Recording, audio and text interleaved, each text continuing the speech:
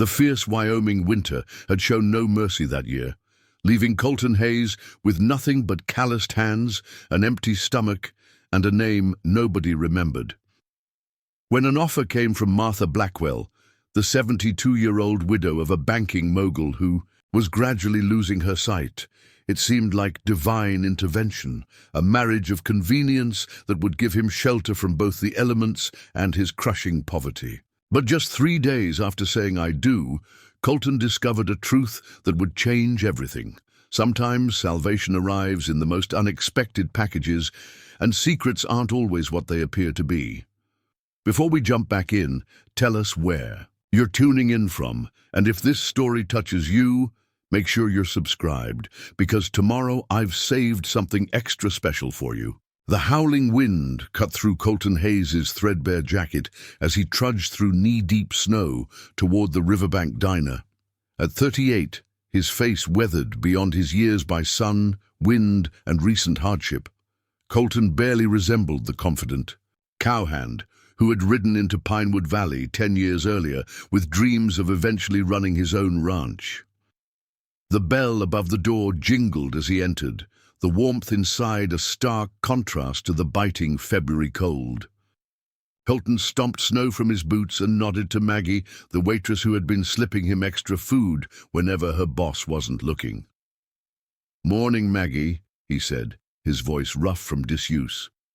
"Colton," she replied with a sympathetic smile.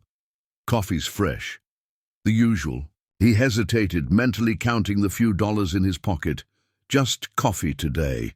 Thanks." As Maggie poured his coffee, she leaned in closer. "Listen, we're throwing out some day-old biscuits and gravy. Health department rules. It would be a shame to waste it." Colton's pride warred with his hunger. 3 months without steady work had left him dangerously thin. The Rocking J Ranch, where he'd worked for 8 years, had been sold to corporate investors who brought in their own crew.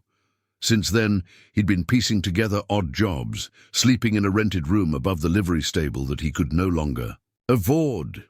"I appreciate it," he finally said, accepting the steaming plate she'd discreetly placed before him. As he ate, Colton overheard 2 men in the booth behind him discussing local news. "Heard old Jenkins over at the bank is refusing any more extensions for folks hit by the winter. 3 families lost their spreads last week alone. Corporate types moving in from California, buying everything up. Soon there won't be any small ranchers left in the valley." The conversation only deepened Colton's sense of displacement. This valley had once welcomed hard-working men like him. Now it seemed determined to push them out. After finishing his meal, Colton approached the diner's corkboard, where local job postings were tacked on. The pickings were slim. A part-time position at the general store that wouldn't cover rent, seasonal work at a ranch 30 miles away that wouldn't start until spring, and a handyman request for Widow Thornton, who was known for underpaying. Maggie appeared beside him. "Not much out there, huh? Work's never been this scarce," Colton admitted. "You tried the Lazy K. Heard they're short-handed after 2 of their men came down with influenza. Went by yesterday. They're holding the positions for when their regulars recover." Colton sighed, turning toward the door. "Thanks for breakfast, Maggie. I owe you. You've fixed my truck enough times." "We're square," she replied. "Stay warm out there." The cold hit him like a physical blow as he stepped outside. Colton pulled his collar higher and headed toward the livery, where he'd promised to help muck stalls in exchange for another night's lodging. The work was beneath his skills as an experienced ranch hand, but beggars couldn't be choosers. Halfway, and there he spotted Sheriff Dawson waving him over from across the street. "Hayes," the sheriff called. "Got a minute?" Colton changed course. Apprehension building. He hadn't done anything wrong, but in his experience, conversations with law enforcement rarely led to good news. "Sheriff," he greeted, keeping his tone neutral. "Relax, Hayes. Not here about trouble." Dawson's breath fogged in the cold air. "Got word you're looking for work. There's a situation that might interest you, though it's unusual." "At this point, Sheriff, I'm not in a position to be picky." Dawson nodded. Martha Blackwell over at Willow Creek Estate. Do you know her? Widow of James Blackwell, the bank founder, only by reputation. She's asking for a skilled hand, someone who knows horses can maintain the property. Her regular husband left for Cheyenne last month when his daughter fell ill. Dawson hesitated. She's offering room and board along with decent wages. For the first time in months, Colton felt a flicker of hope. Sounds perfect. Why the hesitation? Mrs. Blackwell's health is failing, specifically her eyesight. She needs someone who can be patient, help her navigate as things progress. The sheriff shuffled uncomfortably. Some folks might find caring for an elderly woman beneath them. Sheriff, I've been mucking stalls for a bed in a drafty room. Nothing's beneath me at this point. Dawson nodded. She's expecting someone tomorrow at 10. Told her I'd ask around. He handed Colton a piece of paper with an address. It's about 5 miles north of town. Big white house, can't miss it. I'll be there, Colton promised, already calculating how early he'd need to start walking to arrive on time. One more thing, Dawson added. Mrs. Blackwell's particular character. References check out. Colton met his gaze steadily. 8 years at the Rocking J. Asked Tom Jenkins at the bank. I paid every loan payment on time until the ranch sold. No. Trouble with the law. No drinking problems. Good enough for me, Dawson said. Good luck, Hayes. That night, Colton slept fitfully on his cot above the livery, the cold seeping through cracks in the walls despite the extra blanket the stable owner had lent him. Dreams of warm beds and full stomachs mingled with anxiety about the interview. By 5 a.m. he was awake, washing in frigid water and putting on his cleanest shirt, which wasn't saying much. The walk to Willow Creek Estate took nearly 2 hours through the snow. As the sheriff had promised, there was no missing the place. A grand white colonial sitting on a hill overlooking what must have been picturesque grounds in warmer months. Even in winter, the property exuded wealth and solidity. Colton approached the imposing front door, suddenly conscious of his worn boots and patched jacket. Before he could knock, the door swung open to reveal a stern-faced housekeeper. Mr. Hayes, I presume, she asked, eyeing him with thinly veiled suspicion. Yes, ma'am. I have an appointment with Mrs. Blackwell. Indeed. Please remove your boots and follow me. Mrs. Blackwell is in the solarium. Colton did as instructed, padding in his socks across polished hardwood floors and plush carpets that likely cost more than he'd earned in the past year. The housekeeper led him through the mansion to a glass-enclosed room at the back, where sunlight streamed in despite the winter chill outside. A woman sat in a high-backed chair near the windows, her silver hair elegantly styled, her posture impeccable. She turned slightly at the sound of their approach, revealing a dignified face with fine features. Despite her age, Martha Blackwell retained the beauty that had once made her the toast of Pinewood Valley society. Mrs. Blackwell, Mr. Hayes has arrived, the housekeeper announced. Thank you, Mrs. Porter. Please bring tea. Martha's voice was cultured but warm, her Boston accent still evident despite decades in Wyoming. Mr. Hayes, please sit. Colton approached, noticing how her eyes didn't quite focus on him. Thank you for seeing me, Mrs. Blackwell. Sheriff Dawson speaks highly of you, she said, as he took a seat across from her. He mentioned you worked at the Rocking J for many years. 8 years, ma'am, until it was sold. Ah, yes. Another casualty. Of progress, as my late husband would have ironically called it. Her lips curved in a small smile. James built his bank to serve ranchers and farmers, not to foreclose on them. His successor lacks his perspective. Colton remained silent, unsure how to respond. Martha Blackwell seemed to sense his discomfort. Tell me, Mr. Hayes, what do you know about Willow Creek Estate? Not much, ma'am. I know it's been in the Blackwell family for generations. That you raise some of the finest quarter horses in the region. She nodded approvingly. My husband's passion. After he died 5 years ago, I continued the breeding program. It's become rather successful, though I fear my condition has made proper oversight challenging. Mrs. Porter returned with tea, setting the tray between them. Colton watched as Martha reached for her cup with careful precision, her fingers finding the handle after a moment's search. "Macular degeneration," Martha said matter-of-factly, evidently noticing his observation. "Progressive and irreversible. I can still see shapes, colors to some extent, but detail eludes me. Reading is nearly impossible. Faces becoming increasingly blurred." "I'm sorry to hear that, Mom," Colton said sincerely. "I don't require pity, Mr. Hayes," she replied crisply. "I require assistance, someone who understands horses, can maintain the property, and occasionally serve as my eyes when necessary.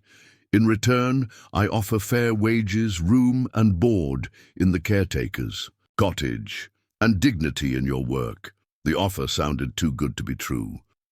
Colton waited for the catch. "There is, however, one unusual aspect to this arrangement," Martha continued, confirming his suspicion. "I value my independence fiercely, Mr. Hayes. The idea of becoming dependent on household staff, or worse, a relative seeking to manage my affairs, is abhorrent." She set down her teacup with precision. "My physician suggests I consider an assisted living facility. I have refused. This is my home, and I intend to remain here until they carry me out first." Colton couldn't help but admire her determination. "I understand wanting to stay on your own land, ma'am." "Do you?" She tilted her head. "Perhaps you do. Sheriff Dawson mentioned you've fallen on hard times since the Rocking J changed hands." Colton felt heat rise in his face. "Yes, ma'am. Work's been scarce. No shame in that. The economy of this valley is changing, not always for the better." Martha leaned forward slightly. "Mr. Hayes, I'll be direct. What I need is more than an employee. I need someone whose presence here would preclude well-meaning interference in my affairs." Colton frowned, confused. "I'm not sure I follow, ma'am." "My late husband's nephew, Richard, believes I should sell this property and move to a facility in Denver near his family. He's become increasingly insistent. As my only living relative, he could potentially petition for guardianship if he believed I couldn't care for myself." Understanding dawned slowly. "And you need someone here to prove you're being looked after." "Precisely." Martha nodded. "However, a mere employee could be dismissed. What I need is someone with more permanent connection to the property. To me." The silence stretched between them as Colton processed her implication. "Mrs. Blackwell, are you suggesting a marriage of convenience, Mr. Hayes?" She stated it plainly, without embarrassment. "You would gain financial security and a home. I would retain my independence and thwart Richard's well-intentioned meddling." Colton sat back stunned. "Ma'am, with all due respect, we've only just met. Preparing and narrating this story took us a lot of time, so if you are enjoying it, subscribe to our channel. It means a lot to us. Now back to the story." "Indeed, and I'm proposing a business arrangement, not a romance." Martha's tone was practical. "I'm 72 years old, Mr. Hayes. I have no illusions about what this would be. Separate bedrooms, mutual respect, and clearly defined responsibilities. In return for your help and the protection your presence provides, you would eventually inherit this property upon my death." The enormity of the proposition left Colton speechless. To go from nearly homeless to married to one of the wealthiest women in the county and eventual owner of an estate in the span of a single conversation was beyond comprehension. "I understand this is unexpected," Martha continued. "Take time to consider. The position as estate manager is yours, regardless of your decision about my other proposal." Colton gathered his thoughts. "Why me? You don't know anything about me." "I know more than you might think, Mr. Hayes." A small smile played at her lips. "Sheriff Dawson vetted several candidates before suggesting you. Your former employer at The Rocking J spoke highly of your work ethic and integrity. The bank confirms you've always honored your debts despite difficulties. You've never been married, have no children, and maintain no vices that might complicate matters. Colton shifted uncomfortably, unsettled by how thoroughly she'd investigated him. Rest assured, Mr. Hayes, I've also had my physician confirm I'm of sound mind. Martha's tone held a hint of amusement. This proposal may be unconventional, but it's not the product of senility. I don't know what to say, Mrs. Blackwell. Say you'll consider it. In the meantime, Mrs. Porter will show you the caretaker's cottage. It's small but comfortable. Should you accept the position as estate manager, you can move in immediately. Colton nodded slowly. I'll consider it. And yes, I'd be grateful for the position regardless. Excellent. Martha rang a small bell, summoning Mrs. Porter. Show Mr. Hayes to the cottage, then the stables. He'll be taking over Jackson's duties. As Colton followed Mrs. Porter out, he glanced back at Martha Blackwell. Despite her failing eyesight, she projected an aura of control and self-possession that commanded respect. Whatever he decided about her extraordinary proposal, he couldn't help but admire her determination to remain mistress of her own fate. The caretaker's cottage exceeded Colton's expectations. Though small, it was immaculately maintained with a bedroom, bathroom, kitchenette, and cozy living area. After months in a drafty room above the livery, it seemed like luxury. Mrs. Blackwell had it renovated last spring, Mrs. Porter explained, her earlier frostiness slightly thawed. The previous caretaker was a single man as well, so the space is designed accordingly. From the cottage they walked to the stables, a substantial structure housing 12 stalls, 8 of which were occupied by beautiful quarter horses. The facilities were state-of-the-art, better than many dedicated breeding operations Colton had seen. Jackson left detailed records of feeding schedules, veterinary appointments and training regimens, Mrs. Porter said, indicating a desk in the tack room. Mrs. Blackwell expects daily reports on each animal. I understand, Colton replied, already assessing the horses with a professional eye. This was work he knew, work he respected. After the tour, Mrs. Porter led him back to the main house, where Martha waited in her study, a large leather-bound ledger open before her, a magnifying glass in hand. The cottage meets your approval? She asked as he entered. More than meets it, ma'am. It's very generous. Not generosity, Mr. Hayes. Fair compensation for skilled work. She closed the ledger. Have you had further thoughts on my proposal? Colton took a deep breath. It's a lot to process, ma'am. The job offer alone is life-changing for me right now. Martha nodded. Take 3 days. By then, you'll have settled into the routine here and can make an informed decision. She extended her hand, surprisingly strong when he took it.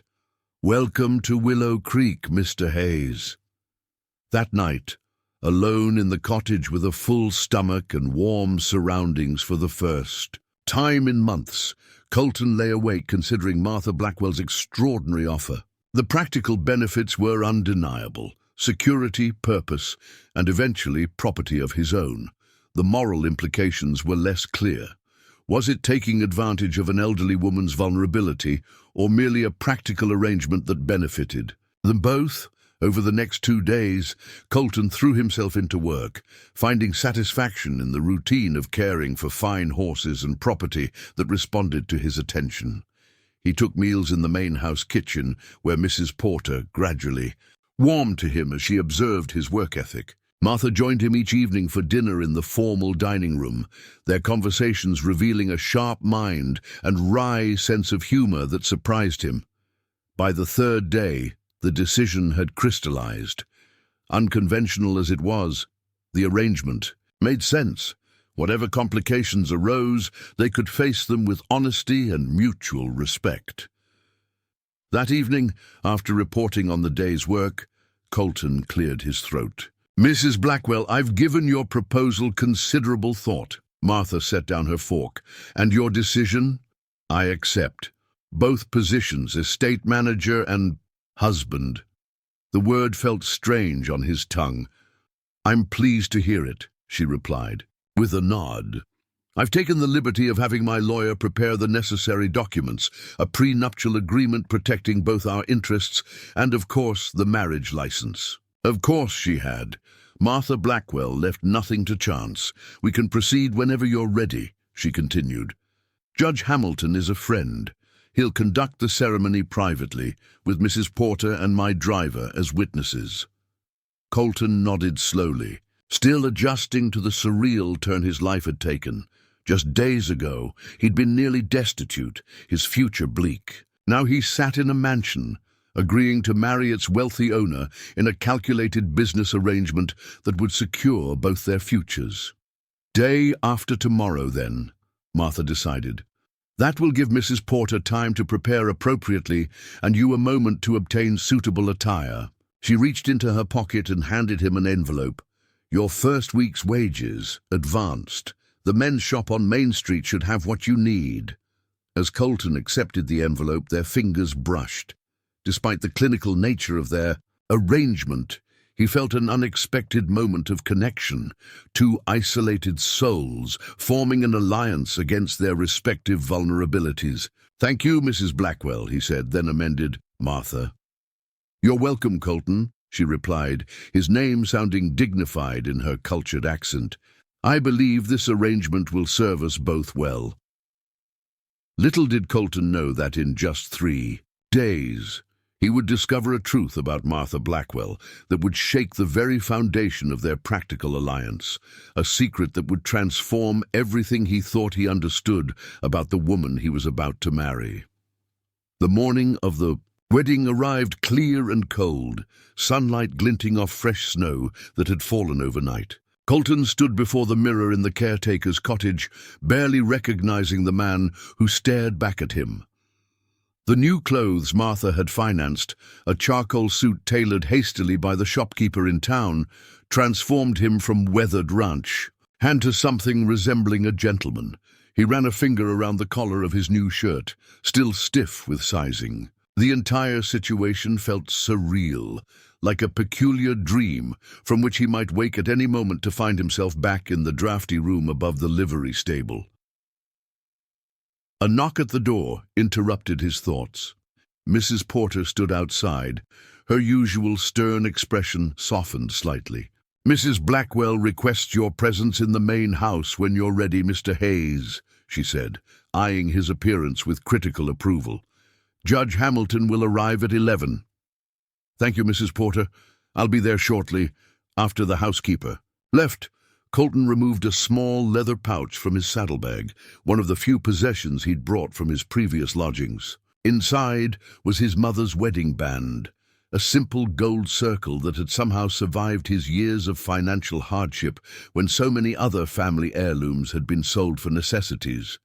He'd mentioned the ring to Martha the previous evening, offering it as a symbol of their arrangement.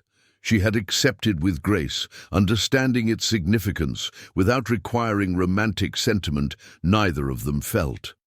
At precisely 10:30, Colton walked the path to the main house, snow crunching beneath his polished boots. He found Martha in the library, a room that smelled of leather and old paper, with floor-to-ceiling bookshelves and a massive oak desk where a small stack of documents awaited. "Good morning, Colton," she greeted, turning at the sound of his footsteps. Her eyes searched for his figure, finding only his general outline in her diminished vision. "Good morning, Martha." He still felt strange using her first name. "You look lovely." She did. For the occasion, Martha had chosen a dove-grey dress with subtle pearl embroidery at the collar, her silver hair arranged in an elegant knot. Despite her age, she carried herself with the natural dignity of a woman who had spent decades in society's upper echelons. "Thank you. Mrs. Porter described your suit. It sounds as though Townsend did an admirable job on short notice." He did. Colton approached the desk. "Are these the documents you mentioned?" "Yes." Martha gestured to the chair across from her. The prenuptial agreement protects both our interests. It stipulates that you will receive a monthly stipend beyond your wages as estate manager. Upon my death, you will inherit Willow Creek, estate and a trust that will maintain it for 10 years, after which the funds are yours to use as you see fit. Colton sat, feeling a wave of discomfort. This seems excessively generous, Martha. Not generosity, practicality. Her tone was matter-of-fact. For this arrangement to work, your position must be unassailable. Richard would challenge any vague promises. Legal documentation ensures he cannot contest your rightful place here. She slid the papers toward him along with a magnifying glass. I've had them read to me twice by my attorney, but please review them yourself. Colton spent the next 20 minutes carefully reading each document. Everything was as Martha had described, fair, thorough, and remarkably generous, while still protecting her interests during her lifetime. The attorney had clearly anticipated potential challenges, addressing them with precise legal language. It all seems in order, he said finally, signing where indicated. Martha signed her name with practiced precision despite her failing eyesight, her signature elegant even without being able to see it clearly. There's one more matter, she said, pulling a small box from her desk drawer. A ring for you as well. It was James's. I think he would approve of it being used to protect his home from those who might not respect his wishes. Inside the box was a platinum band with a subtle pattern, etched into the metal. Colton removed it carefully. You don't have to wear it after today, Martha added, but for the ceremony, appearances matter. The implication was clear. Judge Hamilton might be a friend, but the marriage needed to appear genuine to be legally binding. A discreet knock announced Mrs. Porter. Judge Hamilton has arrived, ma'am. The ceremony took place in the solarium where they had first met, winter sunlight streaming through the glass walls and ceiling. Judge Hamilton, a contemporary of Martha's with a shock of white hair and bushy eyebrows, conducted the proceedings with dignified efficiency. Do you, Martha Eleanor Blackwell, take this man to be your lawfully wedded husband, to have and to hold from this day forward, until death do you part? I do, Martha replied clearly. And do you, Colton James Hayes, take this woman to be your lawfully wedded wife, to have and to hold from this day forward, until death do you part? Colton hesitated only briefly, the surreal nature of the moment washing over him. I do. By the power vested in me by the state of Wyoming, I now pronounce you husband and wife. There was no kiss, merely a formal handshake that seemed appropriate for their arrangement. Judge Hamilton didn't seem perturbed by the business-like atmosphere, suggesting he understood more about the situation than was explicitly stated. After signing the marriage certificate and sharing a celebratory glass of champagne, the judge departed with a knowing nod to Martha. Congratulations to you both. Richard will be surprised. Once they were alone, save for Mrs. Porter, who had retreated to the kitchen to prepare lunch, an awkward silence fell between the newly married couple. Well, Martha said finally, that's and done. Now comes the more challenging part, making this arrangement work day to day. Colton nodded, then remembered she couldn't see the gesture clearly. Yes, I suppose we should discuss practical matters. Indeed. Martha moved to a comfortable chair by the window, gesturing for him to join her. Your duties as estate manager remain as discussed. The horses, property maintenance, and accompanying me when I require assistance outside the house. Mrs. Porter will continue to manage household affairs. And our public presentation, Colton asked. Pinewood Valley thrives on gossip. Our marriage will be discussed, analyzed, and eventually accepted as one of convenience. I see no need to pretend romantic attachment, merely mutual respect and partnership. And your nephew, Richard. Martha's expression hardened slightly. He arrives tomorrow. I sent a telegram this morning informing him of our marriage. His response was predictably concerned. concerned or angry? Both, I imagine. Richard believes he knows what's best for me, and this development directly contradicts his plans. Colton considered this. How would you like me to approach him? With courtesy but firmness. You are my husband and the future owner of Willow Creek. He is a visitor in our home. The phrase, our home, hung in the air between them, both acknowledging its legal truth and practical fiction. The rest of the day passed in a curious domestic normality. Colton tended to the horses after lunch, finding comfort in the familiar routine. Dinner was served in the formal dining room, their conversation gradually becoming more natural as they discovered shared interests in local history and politics. That night, Colton returned to the caretaker's cottage, now his official residence despite the marriage. As he prepared for bed, he caught himself absently twisting the platinum band on his finger, a tangible reminder of the day's extraordinary events. Just a week ago, he'd been one missed payment away from sleeping rough in the bitter Wyoming winter. Now he was legally married to one of the wealthiest women in the county, with a comfortable home, meaningful work, and financial security. The arrangement was unusual, even bizarre by conventional standards, but he couldn't deny its practical benefits for both parties. With that thought, he drifted into the most peaceful sleep he'd had in months. The next morning, Colton was in the stables checking a mare showing signs of colic when Mrs. Porter appeared at the door. "Mr. Hayes," she said, her formal address a pointed reminder that their arrangement wasn't common knowledge among the household staff. "Mrs. Blackwell requests your presence in the main house. Her nephew has arrived earlier than expected." Colton quickly washed his hands and brushed hay from his clothes. "How early?" "He's in the sitting room now.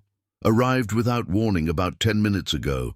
The tension in Mrs. Porter's voice told Colton all he needed to know about Richard Blackwell's current mood. He strode quickly to the house, mentally preparing for the confrontation ahead. As he entered through the kitchen, he could hear raised voices from the formal sitting room. "This is absurd, Aunt Martha. A ranch hand? A drifter you've known for all of a week? You can't possibly expect me to believe this is anything but a transparent attempt to circumvent my concerns about your well-being." "I expect you to respect my decisions in my own home, Richard." Martha's voice was steel, wrapped in silk. "My eyesight is failing, not my mental faculties." Colton paused in the hallway, straightening his shoulders before entering. The sitting room fell silent as he appeared in the doorway. Richard Blackwell was a man in his late 40s, with the soft physique of someone who worked behind a desk.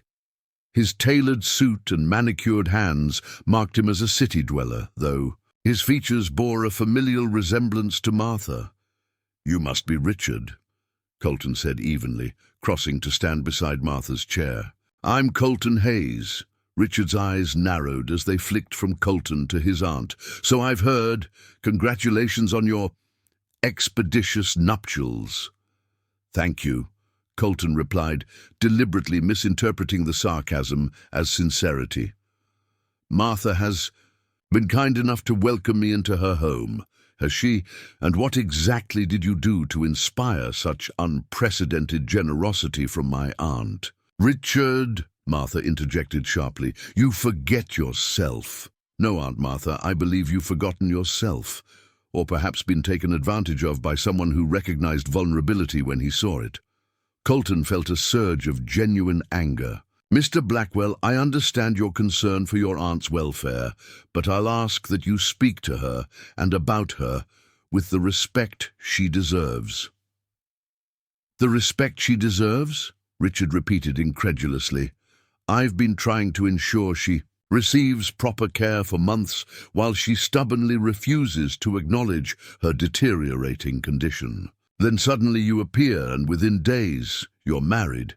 Forgive me if I question your motives." "My motives are straightforward," Colton replied calmly. "Martha needed assistance managing Willow Creek Estate, particularly with the horses. I needed employment. Our arrangement benefits us both. An arrangement that conveniently includes marriage and, I assume, inheritance rights. Martha tapped her cane sharply on the floor. Enough, Richard. My marriage to Colton is legal and binding. My will remains my business. You've expressed your concerns. Now I suggest you either join us for lunch with civility or return to Denver. Richard looked between them, his face flushed with frustration. This isn't over, Aunt Martha. I have a responsibility to protect you, even from yourself if necessary. Your concern is noted, Martha replied coolly. Now, will you be staying for lunch? After a tense moment, Richard nodded curtly. Yes, I'd like to get better acquainted with my new uncle. The lunch that followed ranked among the most uncomfortable meals of Colton's life. Richard probed his background with the precision of a prosecutor, scrutinizing every answer for inconsistencies. Martha intervened occasionally when the questioning became overtly hostile, but largely allowed Colton to handle the situation himself, a test, he suspected, of his ability to manage conflict. And before rocking Jay, where did you work? Richard asked, cutting precisely into his roast beef. Various ranches, mostly in Wyoming and Montana. I started as a hand at 16 after my parents died. No formal education then? Finished high school by correspondence while working. Took some business courses at the community college in Cheyenne when I could afford it. Richard raised an eyebrow. Business courses? Ambitious for a ranch hand. The cattle business is still business, Mr. Blackwell. Understanding markets, costs, and profit margins matters as much on a ranch as in a bank. Martha smiled slightly at this, clearly approving of his response. By the time coffee was served, Richard had seemingly exhausted his immediate lines of attack. As Mrs. Porter cleared the dishes, he leaned back in his chair with a sigh. Well, Aunt Martha, I can't say I approve of this situation, but I recognize when I'm outmaneuvered. For now, I'm not playing chess, Richard, Martha replied. I'm living my life on my terms. So you are. I'll be staying in town for a few days. We should discuss the trust fund management before I leave. After Richard departed for his hotel in town, promising to return the following day, Colton and Martha retreated to the library. You handled him well, she observed, settling into her favorite chair. He's not used to being challenged. He cares about you, Colton said fairly, even if his methods are heavy-handed. Richard has always confused control with care. Martha sighed. He's like his uncle in that regard. James was the same way until I managed to break him of the habit. Colton smiled at this glimpse into her past. How long were you married? 42 years. We met when I was teaching at a girls' school in Boston and he was expanding the bank eastward. You were a teacher? Literature and history. Another life. It seems now. She tilted her head. Richard will investigate you thoroughly, you know. Every job, every relationship, every debt. I figured as much. He won't find anything I haven't already told you. Good. Martha nodded with satisfaction. Now, tell me about the mare. Mrs. Porter mentioned you were treating her for colic when Richard arrived. The shift to practical matters felt natural, and Colton found himself describing the mare's symptoms and treatment in detail. Martha listened attentively, asking knowledgeable questions that revealed her deep familiarity with horse breeding and care. Over the next 2 days, they settled into a routine.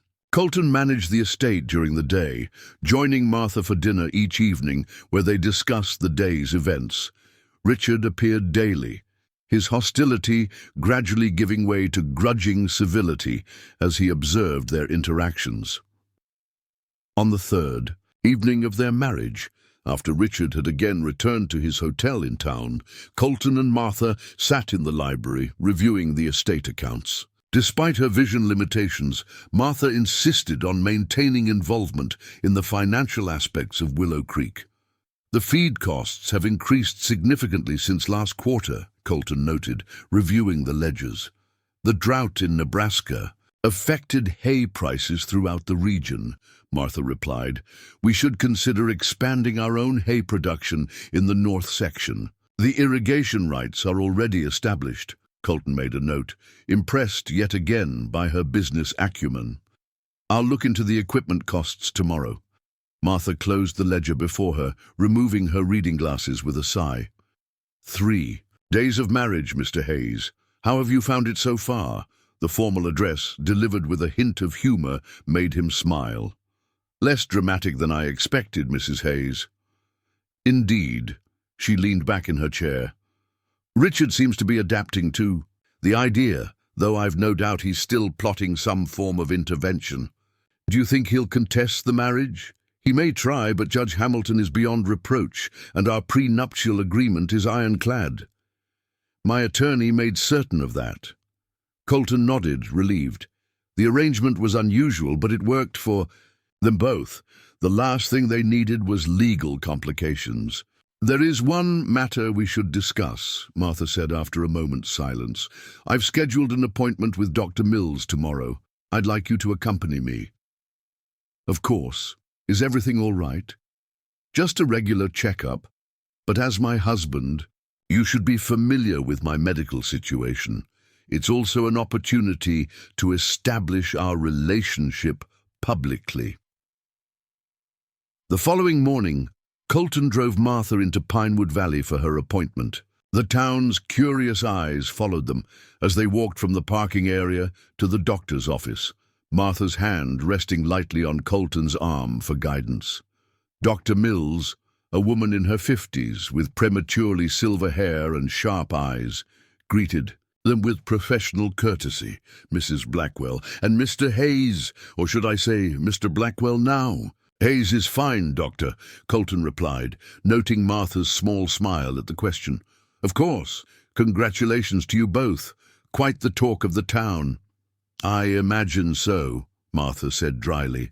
Small communities thrive on novelty. After preliminary measurements by a nurse, Dr. Mills conducted a thorough examination of Martha's eyes. Colton waited in the corner of the examination room, feeling both intrusive and protective. The progression is consistent with our previous projections, Dr. Mills said finally, switching off her examination light. Macular degeneration continues to advance. I'm afraid there's been no improvement in your central vision since our last appointment. Martha nodded, absorbing this expected but unwelcome news. And the peripheral vision? Still relatively stable, which is good news. You should continue to be able to navigate familiar environments with reasonable independence. As Dr. Mills updated Martha's prescription for her specialized glasses, she addressed them both. Since you're here, Mr. Hayes, I should review the home modifications that help accommodate macular degeneration. High contrast colors for steps and doorways, consistent. Lighting without glare, voice-activated technology when possible.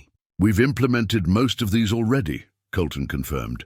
Mrs. Porter and I have been working through the recommendations from Martha's specialist in Cheyenne. Dr. Mills nodded approvingly. Excellent. And the reading system? The magnifier. Helps with short texts, Martha replied. For longer materials, Colton has been kind enough to read aloud. This detail, though minor, seemed to satisfy something in Dr. Mills's assessment. Her manner warmed slightly. Well, it seems you two have things well in hand. Martha, I'd like to see you again in 3 months, unless you notice any significant changes. As they prepared to leave, Dr. Mills pulled Colton aside briefly. Mr. Hayes, a word? Martha proceeded to the waiting room with the nurse, leaving them momentarily alone. I've been Martha's physician for 15 years, Dr. Mills said quietly. Her independence is central to her identity. Your marriage surprised many of us who know her, but I can see it's providing her the support she needs while preserving her dignity. Whatever brought you together, you seem to be good for her. The sincerity in the doctor's assessment caught Colton off guard. Thank you. I'm trying to be. On the drive back to Willow Creek, Martha was unusually quiet, processing the confirmation of her condition's progression. Colton respected her silence, focusing on the road ahead. "It's never easy," she said finally as they turned onto the estates. "Long driveway, hearing that your body is failing you, even when you've expected it." "I'm sorry, Martha." "Don't be. My condition is manageable, merely inconvenient. Many have far worse burdens." She turned toward him, her face partially illuminated by the winter sunlight. "I appreciate your presence today. Dr. Mills has always been concerned about my living situation. Your being there reassured her. I'm glad I could help." As they approached the house, Colton noticed an unfamiliar car parked in the circular driveway, an expensive black sedan with Denver plates. "It seems Richard has brought reinforcements," Martha observed, her hearing attuned to the subtle change in the car's engine as Colton reacted to the sight.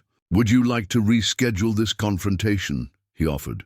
"We could turn around, have lunch in town." Martha squared her shoulders, a determined set to her jaw.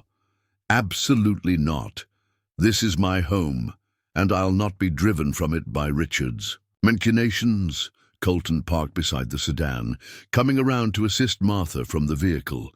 As they approached the front door, it opened to reveal Mrs. Porter, her expression taut with tension. "Mr. Richard is waiting in the library, ma'am," she reported, "with a gentleman he introduced as Mr. Walden." Martha's hand tightened on Colton's arm. "Andrew Walden, from Chamberlain and Walden?" "Yes, ma'am. He said you know him." "Indeed I do. He's Richard's attorney." Martha's voice was cool, but Colton detected an undercurrent of concern. This should be interesting. As they entered the library, Richard rose from one of the leather chairs, his expression a mixture of triumph and apprehension. Beside him stood a distinguished man in his 60s, impeccably dressed in a tailored suit, a leather briefcase on the table before him.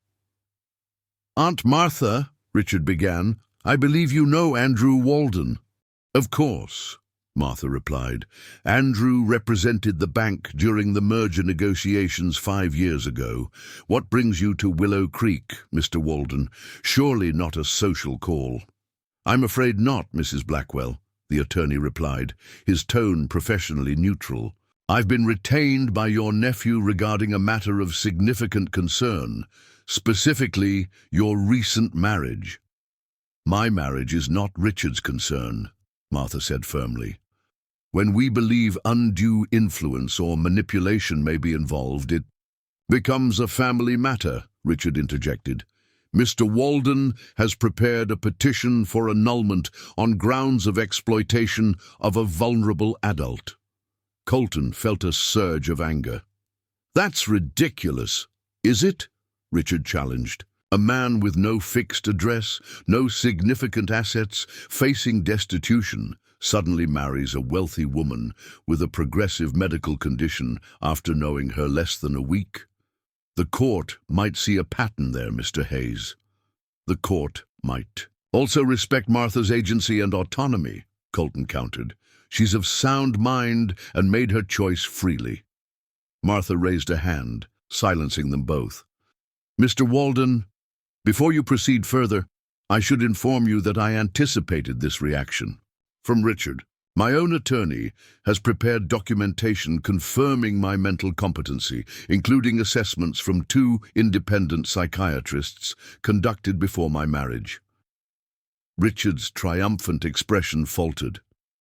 "Furthermore," Martha continued, "our prenuptial agreement explicitly addresses concerns of exploitation, establishing transparent financial protections for both parties." Mr. Walden's professional demeanor remained intact, but Colton detected a flicker of reassessment in his eyes. "I see," the attorney said carefully. "Perhaps we should review this documentation before proceeding further." "A wise suggestion, Martha." "Agreed.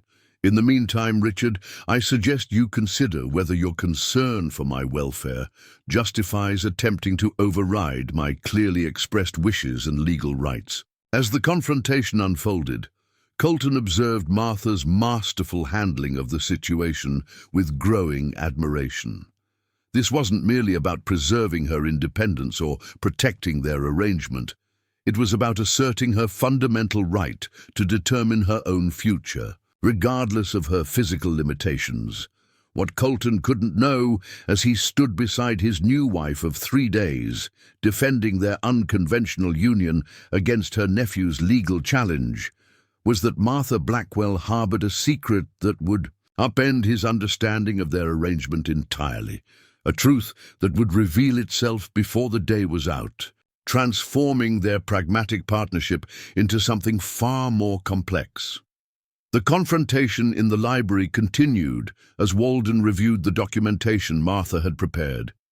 His expression grew increasingly grave as he flipped through the papers, occasionally glancing up at Richard, whose confidence visibly diminished with each passing minute. "These appear to be in order," Walden finally admitted, closing the folder. "The psychiatric evaluations are particularly thorough.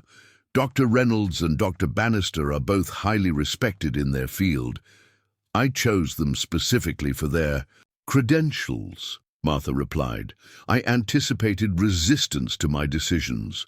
Richard paced by the window, frustration evident in every movement. "This doesn't change the fundamental issue, Aunt Martha. You've known this man for a matter of days. How can you possibly trust him with your welfare and your estate?" "I trust my judgment, Richard. It has rarely failed me. Even the most astute can be deceived when vulnerability clouds their perspective." Martha's posture stiffened. "I'm visually impaired, not mentally compromised. The distinction seems to elude you." Walden cleared his throat, sensing the escalating tension. "Mrs. Blackwell, while your documentation addresses concerns about your capacity, Mr. Blackwell's concerns about the hastiness of this union remain valid from a legal perspective." "The timing of my marriage is my business alone," Martha replied firmly. "Under normal circumstances, yes. However, given your medical condition and Mr. Hayes's sudden appearance in your life, the court might consider that I'm still perfectly capable of managing my affairs," Martha interrupted, "including choosing who shares my life and home." Colton, who had remained silent during the legal exchange, finally spoke. "Mr. Walden, I understand Richard's concerns. From his perspective, I'm an unknown quantity who suddenly married his vulnerable aunt, but his perspective isn't the only valid one here." All eyes turned to him, Richard's suspicious, Walden's assessing, and Martha's with a barely perceptible nod of encouragement. "Martha and I have entered into this arrangement with clear expectations and mutual benefit. She gains assistance with managing her estate and maintaining her independence. I gain stability and purpose. There's nothing sinister or exploitative about it." "Noble sentiments," Richard said sarcastically, "particularly from someone who stands to inherit a considerable fortune." "A fortune that is mine to distribute as I see fit," Martha reminded him sharply. "James left Willow Creek to me without restriction, knowing I would manage it wisely. I'm continuing that tradition." Walden, sensing the impasse, began returning papers to his briefcase. "Mrs. Blackwell, your documentation is certainly comprehensive. However, I advise you to consider Mr. Blackwell's concerns carefully. Family estrangement often leads to regrets that can't be easily remedied." "I'm not estranging Richard," Martha clarified. "I'm simply establishing boundaries he seems reluctant to respect." As Walden prepared to leave, he addressed Colton directly. "Mr. Hayes, regardless of how this situation develops, I strongly advise maintaining transparent financial dealings regarding Mrs. Blackwell's assets. Any appearance of impropriety would significantly strengthen a case for intervention." "Understood," Colton replied evenly. "Transparency suits us both." After Walden departed, Richard lingered, his expression conflicted. "This isn't over, Aunt Martha. I still believe you're making a grave mistake." "That is your right," she acknowledged, "as it is mine to make my own decisions, mistaken or otherwise. When Richard finally left, the house fell into a charged silence. Colton watched Martha carefully, noting the subtle signs of exhaustion in her posture. "You handled that masterfully," he observed. "Experience," she replied with a slight smile. "This isn't the first time Richard has attempted to manage my life, though it is certainly the most dramatic instance." Mrs. Porter appeared in the doorway. "Shall I serve tea in the solarium, ma'am? You look like you could use something restorative." "Thank you, Mrs. Porter. That would be welcome." As they moved to the solarium, Colton offered his arm, noticing how Martha leaned on him more heavily than usual. The confrontation had taken a toll. Once settled with tea before them, Martha sighed deeply. "I owe you an apology, Colton. I anticipated resistance from Richard, but underestimated his determination." "No apology necessary. We managed it together." "Yes, we did." She sipped her tea thoughtfully. "You spoke well. Direct, but not antagonistic. Growing. A poor teaches you when to fight and when to reason," Colton replied. "Richard isn't evil, just concerned in his own misguided way." Martha studied him with her limited vision. "You continue to surprise me, Mr. Hayes. Most men would have responded to Richard's accusations with defensiveness or anger. Would that have helped our situation?" "No," she admitted. "It would have reinforced his worst assumptions." They sat in companionable silence, the winter sunlight warming the glass-enclosed space. Colton found himself reflecting on how quickly he'd become invested in this strange alliance. 3 days of marriage, yet already he felt a genuine commitment to protecting Martha's interests, not just because of the financial benefits to himself, but because she deserved the respect and autonomy Richard seemed determined to deny her. "The confrontation has fatigued you," he observed. "Perhaps you should rest before dinner." Martha nodded, conceding to the suggestion with uncharacteristic ease. "Perhaps I should. Would you mind reading to me for a while first? I find it helps settle my thoughts." This had become part of their evening routine. Colton reading aloud from whatever book Martha selected, usually histories or biographies that interested them both. The request in the afternoon was unusual, but not unwelcome. "Of course. What would you like to hear?" Martha directed him to a particular shelf where he found a leather-bound volume of poetry. "Page 37, she instructed. "Robert Frost's The Road Not Taken. It seems appropriate today." Colton read the familiar poem, his voice filling the sunlit room with Frost's meditation on choices and their consequences. When he finished, Martha was quiet for a long moment. "I've made unconventional choices throughout my life," she said finally. "Marrying James when my family disapproved, abandoning a promising academic career to move west, continuing the horse breeding program after his death when everyone advised selling. Each decision led me further from the expected path." "Any regrets?" Colton asked. "Not about the choices themselves. Only that society so often punishes women for making them independently." She set down her teacup decisively. "I believe I will. Rest now. Would you mind assisting me to my room?" Colton helped Martha upstairs to her suite, noting again how much she relied on his support today. At her door, she paused. "Richard won't give up easily," she warned. "He'll return with new tactics. Possibly as soon as tomorrow. We should be prepared." "We will be," he assured her. "Rest now. I'll handle anything that arises." After Martha retired, Colton returned to the stables, finding comfort in physical work, as he always had during times of stress. The rhythmic routine of grooming the horses and cleaning tack allowed his mind to process the day's events. He was checking the pregnant mare's progress when Mrs. Porter appeared in the stable doorway, her expression unusually troubled. "Mr. Hayes, might I have a word?" "Of course." Colton stepped out of the stall, brushing hay from his shirt. "Is everything all right? Is Martha?" "Mrs. Blackwell is resting comfortably," she assured him. "This is A different matter. Her hesitation was uncharacteristic. In the short time he'd known her, Mrs. Porter had always been direct, occasionally to the point of bluntness. "What is it?" he prompted. "I've served the Blackwell family for 23 years, Mr. Hayes. My loyalty to Mrs. Blackwell is absolute." "I never doubted that." "Then you'll understand why I must speak plainly now." She squared her shoulders. "Mr. Richards' concerns, while overstepping, aren't entirely without merit," Colton frowned. Meaning there are aspects of Mrs. Blackwell's situation you aren't aware of. Information that might change your perspective on this arrangement."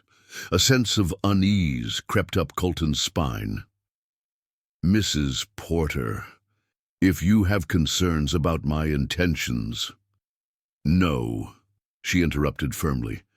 "Your actions these past days have demonstrated genuine concern for her welfare.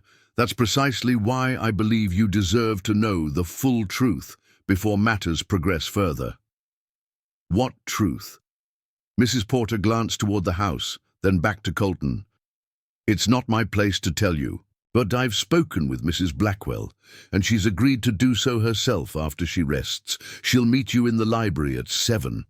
With that cryptic statement, she turned and walked briskly back to the house, leaving Colton staring after her in confusion.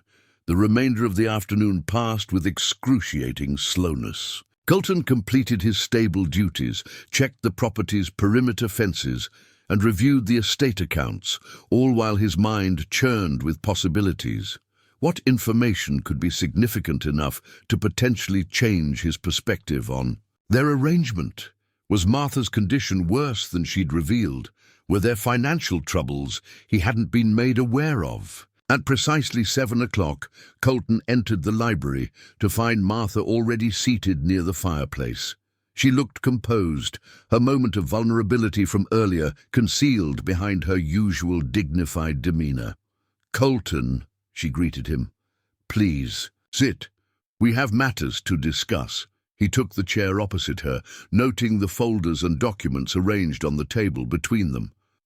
Mrs. Porter seemed concerned earlier. "Mrs. Porter is protective," Martha replied.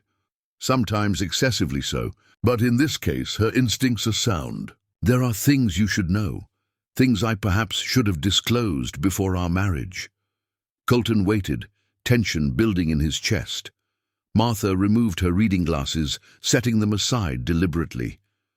"What do you know about James's banking empire?" The question surprised him. Only what most people know. He founded Blackwell Financial, built it into one of the largest regional banks in the Rocky Mountain states. After his death, the company merged with Western Alliance, a simplified but accurate summary. Martha nodded. "What isn't common knowledge is that I was more than James's wife. I was his business partner in all but name." "That doesn't surprise me," Colton said honestly. "Your business acumen is evident in how you've managed this estate." "Indeed. After I left teaching, I earned an MBA from Columbia through correspondence courses. James recognized my aptitude and increasingly relied on my judgment in business matters, though publicly he maintained the fiction of the traditional relationship, successful banker husband, socially active wife." "Why are you telling me this now?"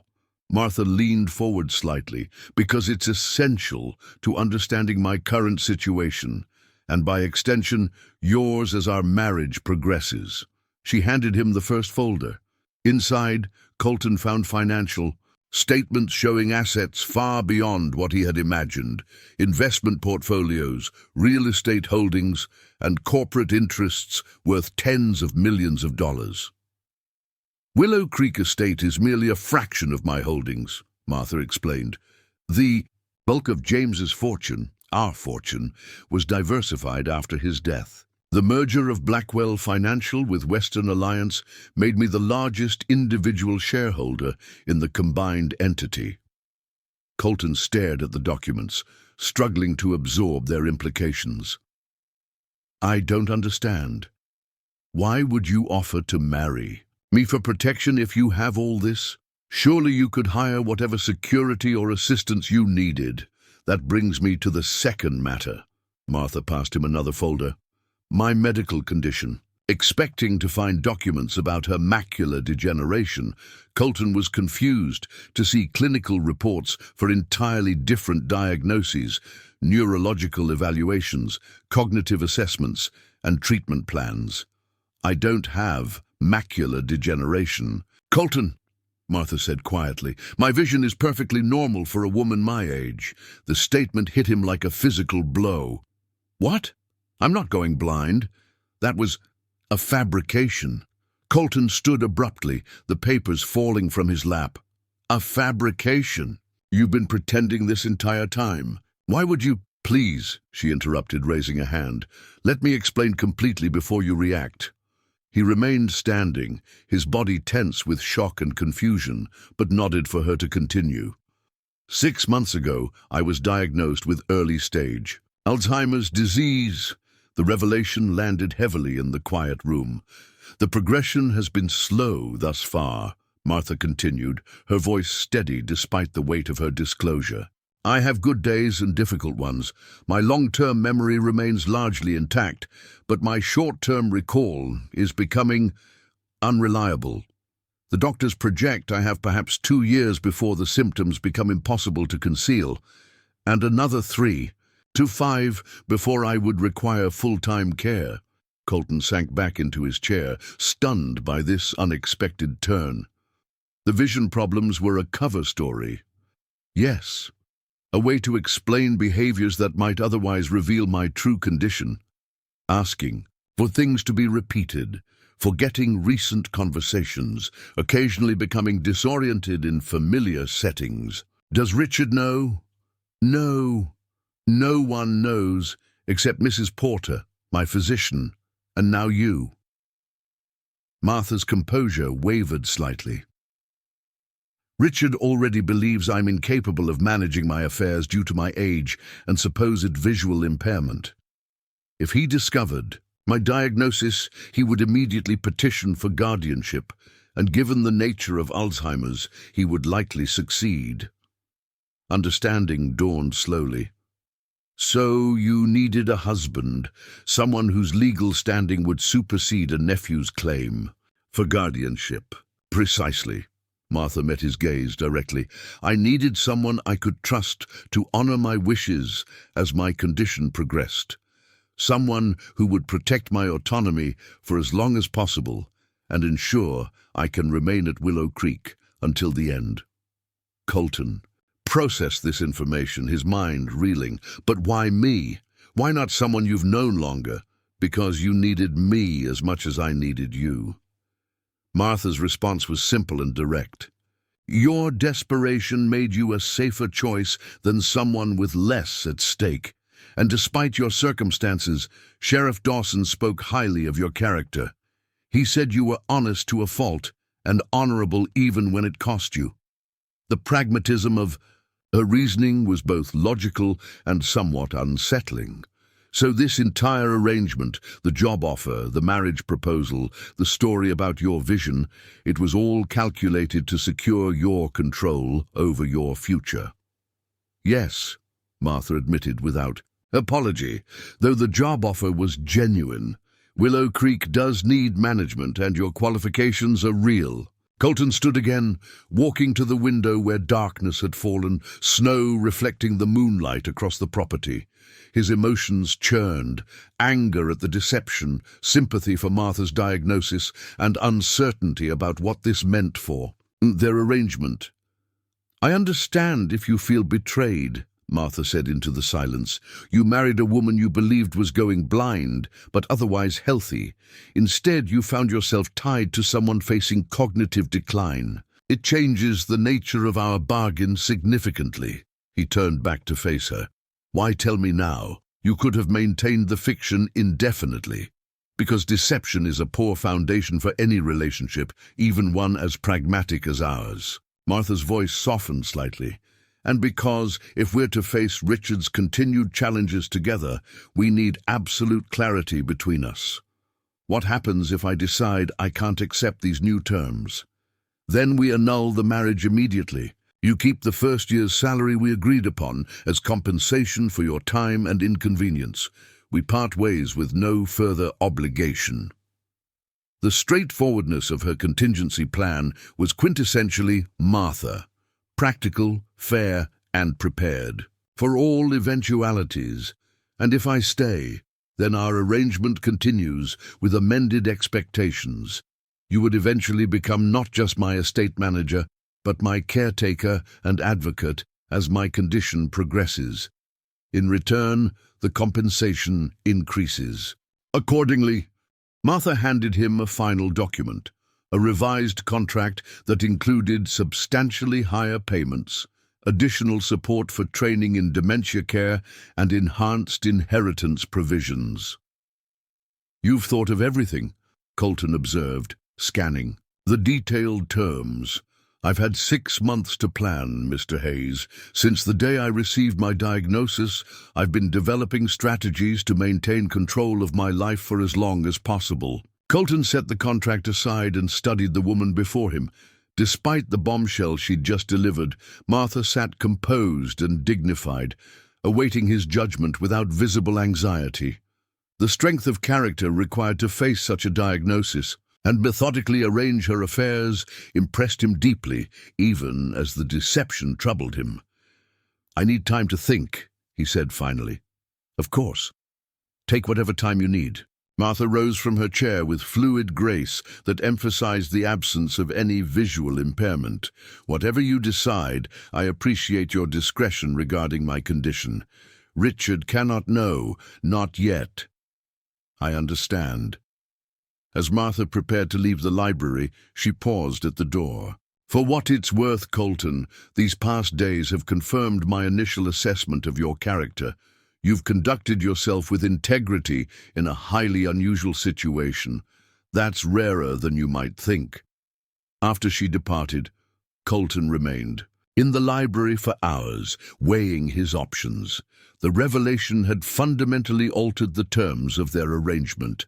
Marriage to a woman with failing eyesight who needed practical assistance was one thing. Becoming the caretaker and eventual guardian for someone with progressive cognitive decline was something else entirely. He reviewed the revised contract again, noting the comprehensive provisions for Martha's care as her condition worsened. Specific facilities she would consider if home care became impossible, detailed advance directives for medical decisions, even instructions for how she wished to be treated when she could no longer express her preferences. The meticulous planning revealed both Martha's clear-eyed acceptance of her fate and her determination to face it on her own terms. It was impossible not to admire such courage, even through his lingering sense of betrayal at the deception. Near midnight, Colton finally left the library and walked through the silent house toward the caretaker's cottage. The moon illuminated the snow-covered landscape of Willow Creek Estate, the breeding stables, the training ring, the rolling pastures, and the distant line of willow trees that gave the property its name. 3 days ago, he had married Martha, believing she was going blind, but otherwise healthy. Now he faced a choice between walking away from their arrangement with a generous severance or committing to a future that would eventually require him to become caretaker to a woman losing her cognitive abilities. As he entered the cottage, Colton caught sight of his reflection in the window, no longer the desperate, half-starved cowhand who had trudged through snow to a job interview, but not quite the confident estate manager and convenient husband either. Something in between, something still forming. The platinum band on his finger caught the lamplight as he removed his coat, a symbol of a contract, not a covenant. Yet somehow, in just 3 days, it had come to represent more than a mere business. Arrangement tomorrow, he would give Martha his decision. Tonight, he needed to reconcile the woman he thought he had married with the reality of who she actually was, and determine whether their practical alliance could withstand this fundamental shift in circumstances. What he couldn't know, as he pondered his decision, was that Martha's revelation about her health was only the first of several truths that would emerge in the coming days, each one redefining their relationship in unexpected ways. The most significant revelation still awaited, one that would challenge everything he thought he understood about the woman he had married and the true nature of their unconventional union. Dawn broke over Willow Creek Estate, painting the snow-covered landscape in rose gold. Colton had barely slept, his mind cycling through the implications of Martha's revelation.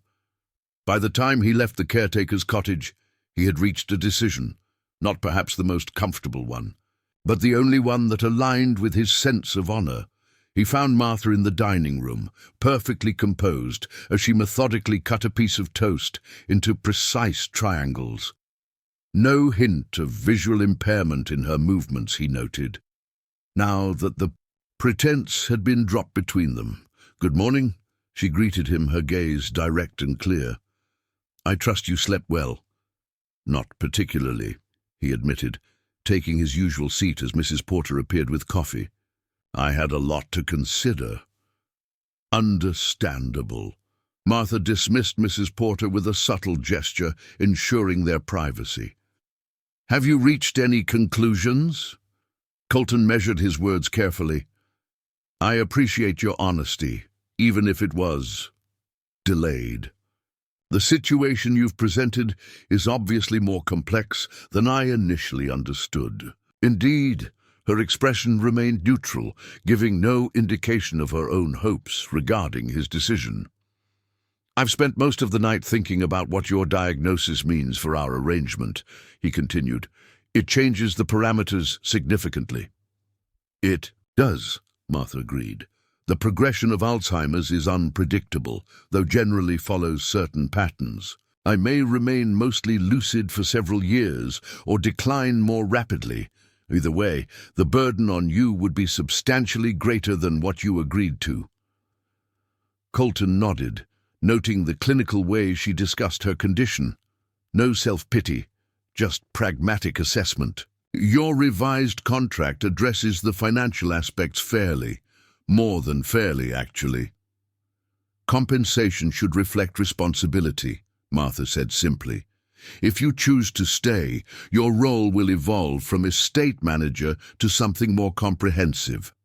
And if I choose to leave, then we parted ways amicably, with the severance package I outlined. No recriminations, no complications." Colton looked out the window toward the stables, where one of the grooms was leading the pregnant mare for her morning exercise. In just a few days, he had grown attached to this place, to the rhythm of life here, and, somewhat surprisingly, to Martha herself, not romantically, but with genuine respect for her determination and clarity of purpose. "I'm staying," he said finally, turning back to meet her gaze. "Our arrangement still makes sense for both of us, even with these new terms." Relief flickered briefly across Martha's features before her composure returned. "May I ask what influenced your decision?" "You need someone in your corner as much as I needed a fresh start," Colton replied honestly. "And walking away when the road gets difficult isn't how I was raised." "Admirable, but potentially naive," Martha cautioned. "You haven't witnessed the realities of cognitive decline firsthand. It can be challenging for all involved." "I'm aware. My father cared for my mother through cancer when I was a teenager. Different illness, similar demands. He hadn't intended to share this personal history, but it seemed relevant now. I know something about watching someone you care about change before your eyes." Martha studied him with new interest. "You haven't mentioned your parents before." "Not much to tell. Hard-working ranch hands who never managed to buy land of their own. They both died before I turned 18, mother from cancer, father from a heart attack the following year." "I'm sorry," Martha said, and seemed to genuinely mean it. "That explains your self-sufficiency." "Necessity more than virtue," Colton replied with a shrug. but it taught me to honor commitments, especially when they're difficult. Martha nodded slowly. Then we proceed with our arrangement, amended to reflect my actual condition.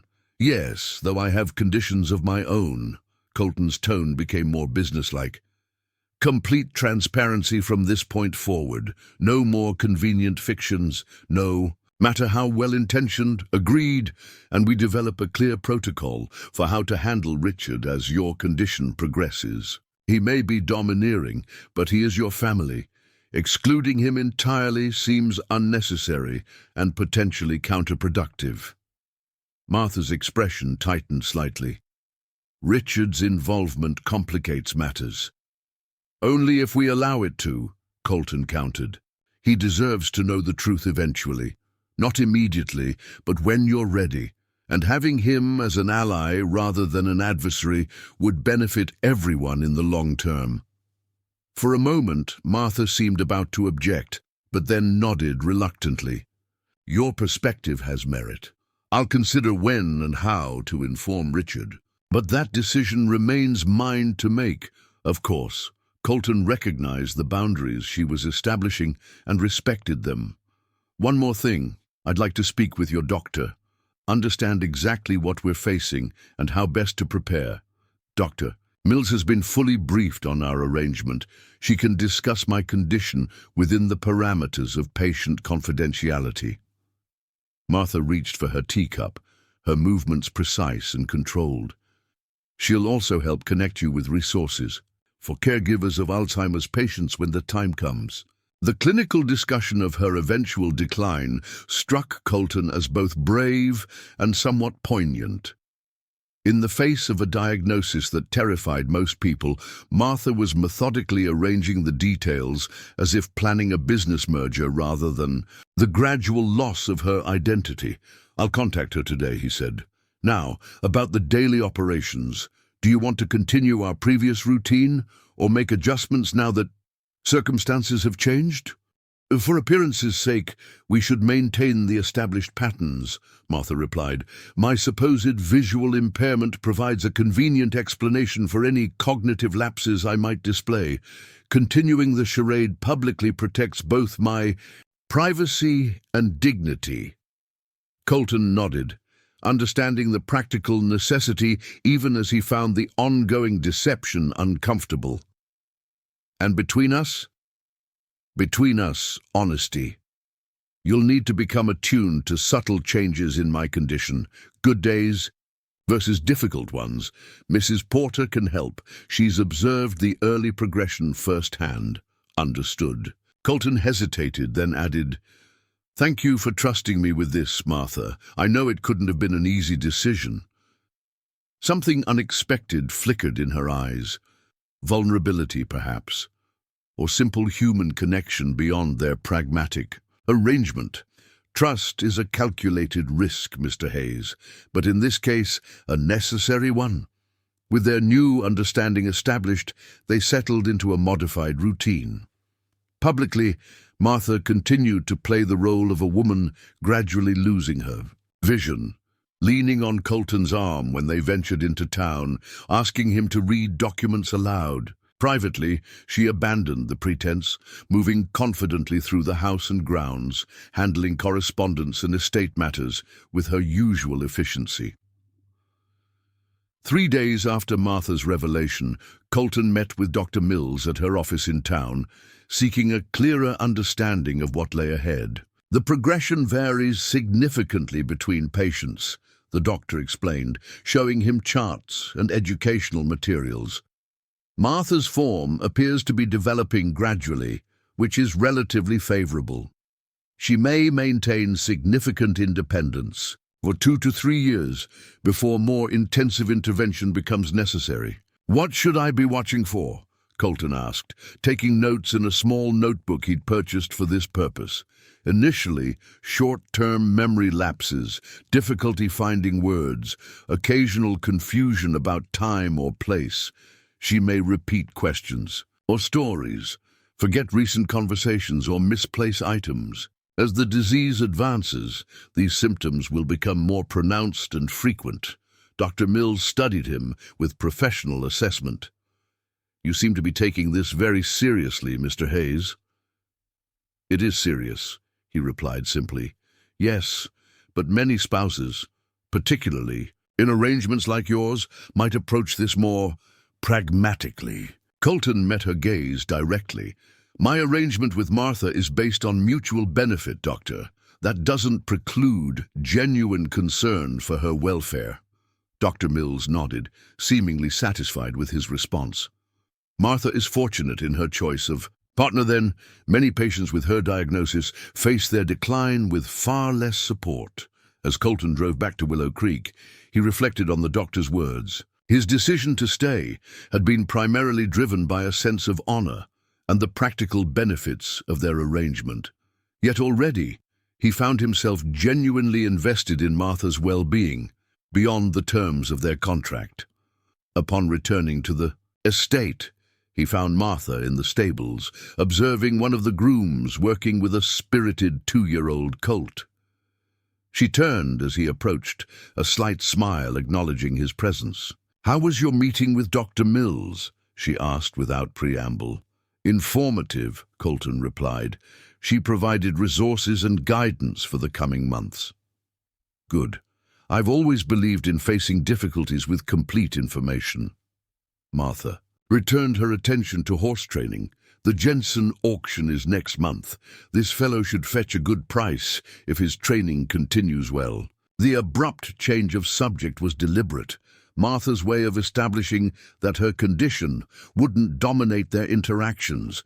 Colton respected the boundary and followed her lead.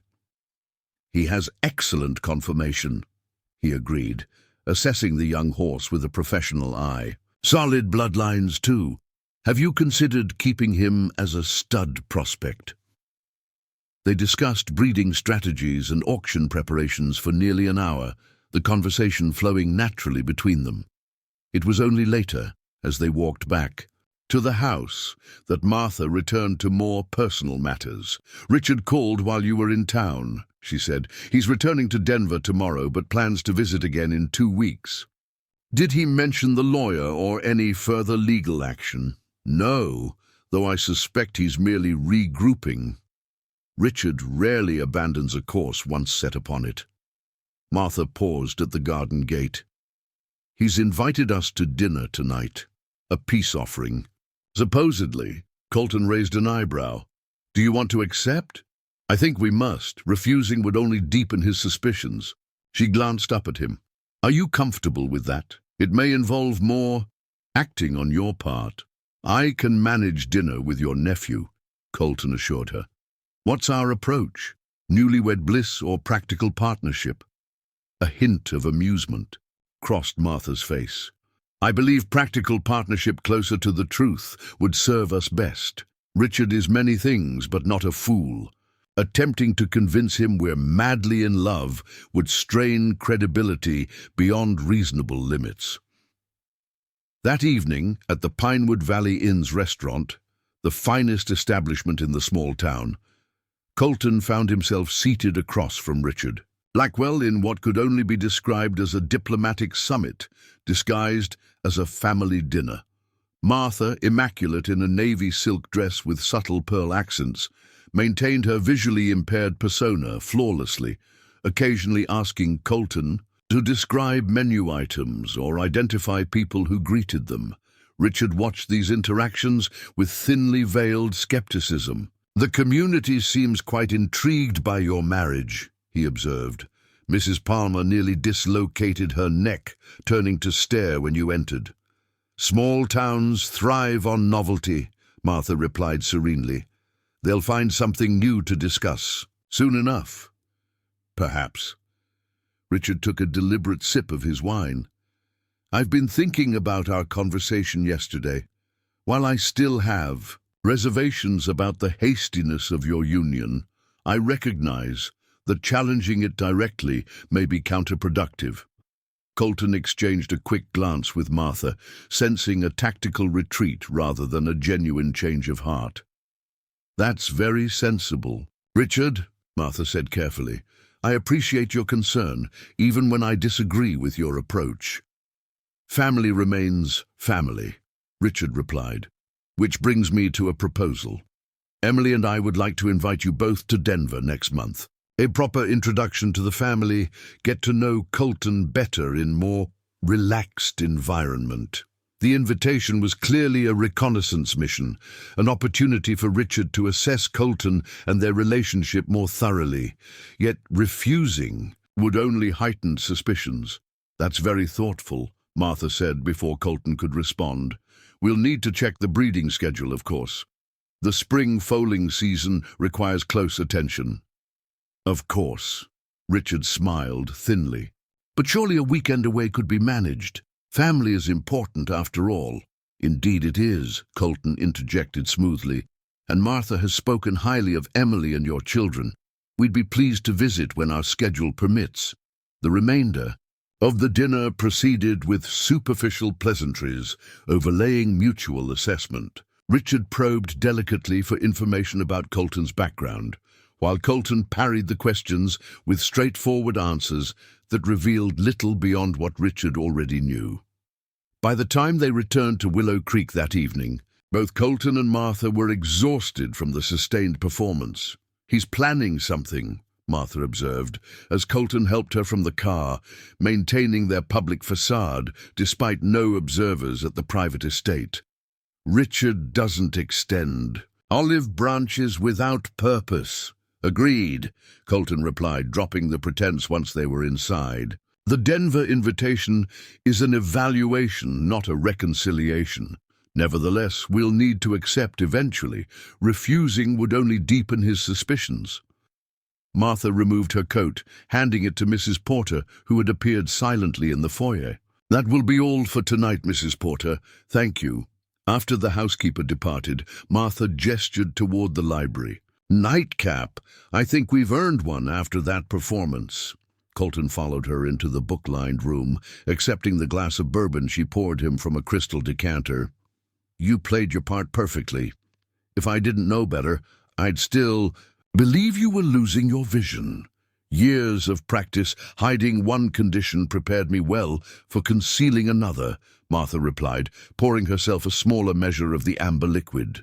Though the cognitive lapses are harder to disguise than physical limitations. Something in her tone caught Colton's attention.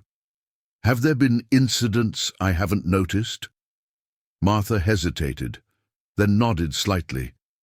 Yesterday, I found myself in the upstairs hallway, momentarily uncertain why I'd gone there. Only for a few seconds, but she trailed off, taking a small sip of bourbon. It will happen more frequently as time progresses. The clinical detachment with which she discussed her symptoms struck Colton as a shield against the fear she must surely feel. Dr. Mills mentioned strategies that might help, routines, memory aids, environmental adjustments. Yes, I'm implementing those gradually. Martha's tone remained matter-of-fact. The library is already organized by color and subject rather than traditional cataloging. The kitchen items are labeled with their contents, small accommodations that maintain independence longer. Colton nodded, noting these details for the first time. The meticulous preparation was quintessentially Martha, facing an uncontrollable situation with every controllable element precisely arranged. We should discuss the Denver visit, he said, shifting to practical matters. What should I know about Richard's family, his wife, children? Emily is his second wife, 15 years his junior, former gallery curator, now primarily focused on Denver society events. 2 children, Jonathan, 17, heading to Princeton next fall, and Melissa, 14, equestrian enthusiast who may actually appreciate the breeding program here. As Martha continued providing family details with remarkable precision, Colton was struck by the contrast between her perfect recall of long-term memories and the gradual erosion of her short-term functionality. The cruel irony of Alzheimer's, crystal-clear recollection of the distant past alongside increasing fog around the present. Richard will have investigated you thoroughly by now, Martha concluded.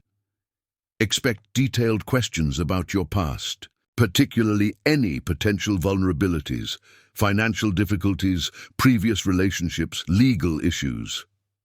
He won't find much beyond what I've already told you, Colton assured her.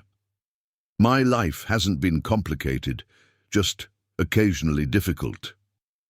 Martha studied him over the rim of her glass. Everyone has complications, Mr. Hayes. Some are simply better documented than others. The comment hung between them, neither accusation nor question, merely observation. Colton recognized it as Martha's way of offering an opening, should he wish, to elaborate on his past beyond the basic outline he'd provided.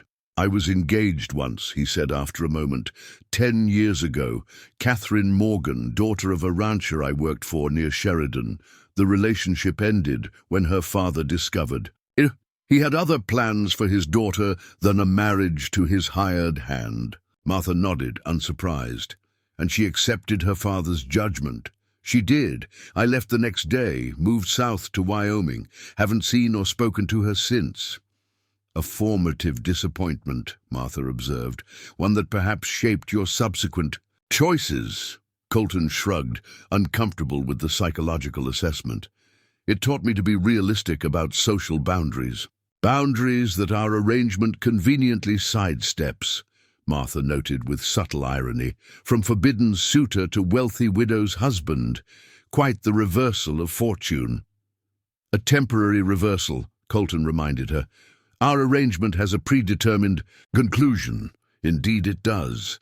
Martha set down her glass with finality, which is why emotional entanglements would be particularly ill-advised.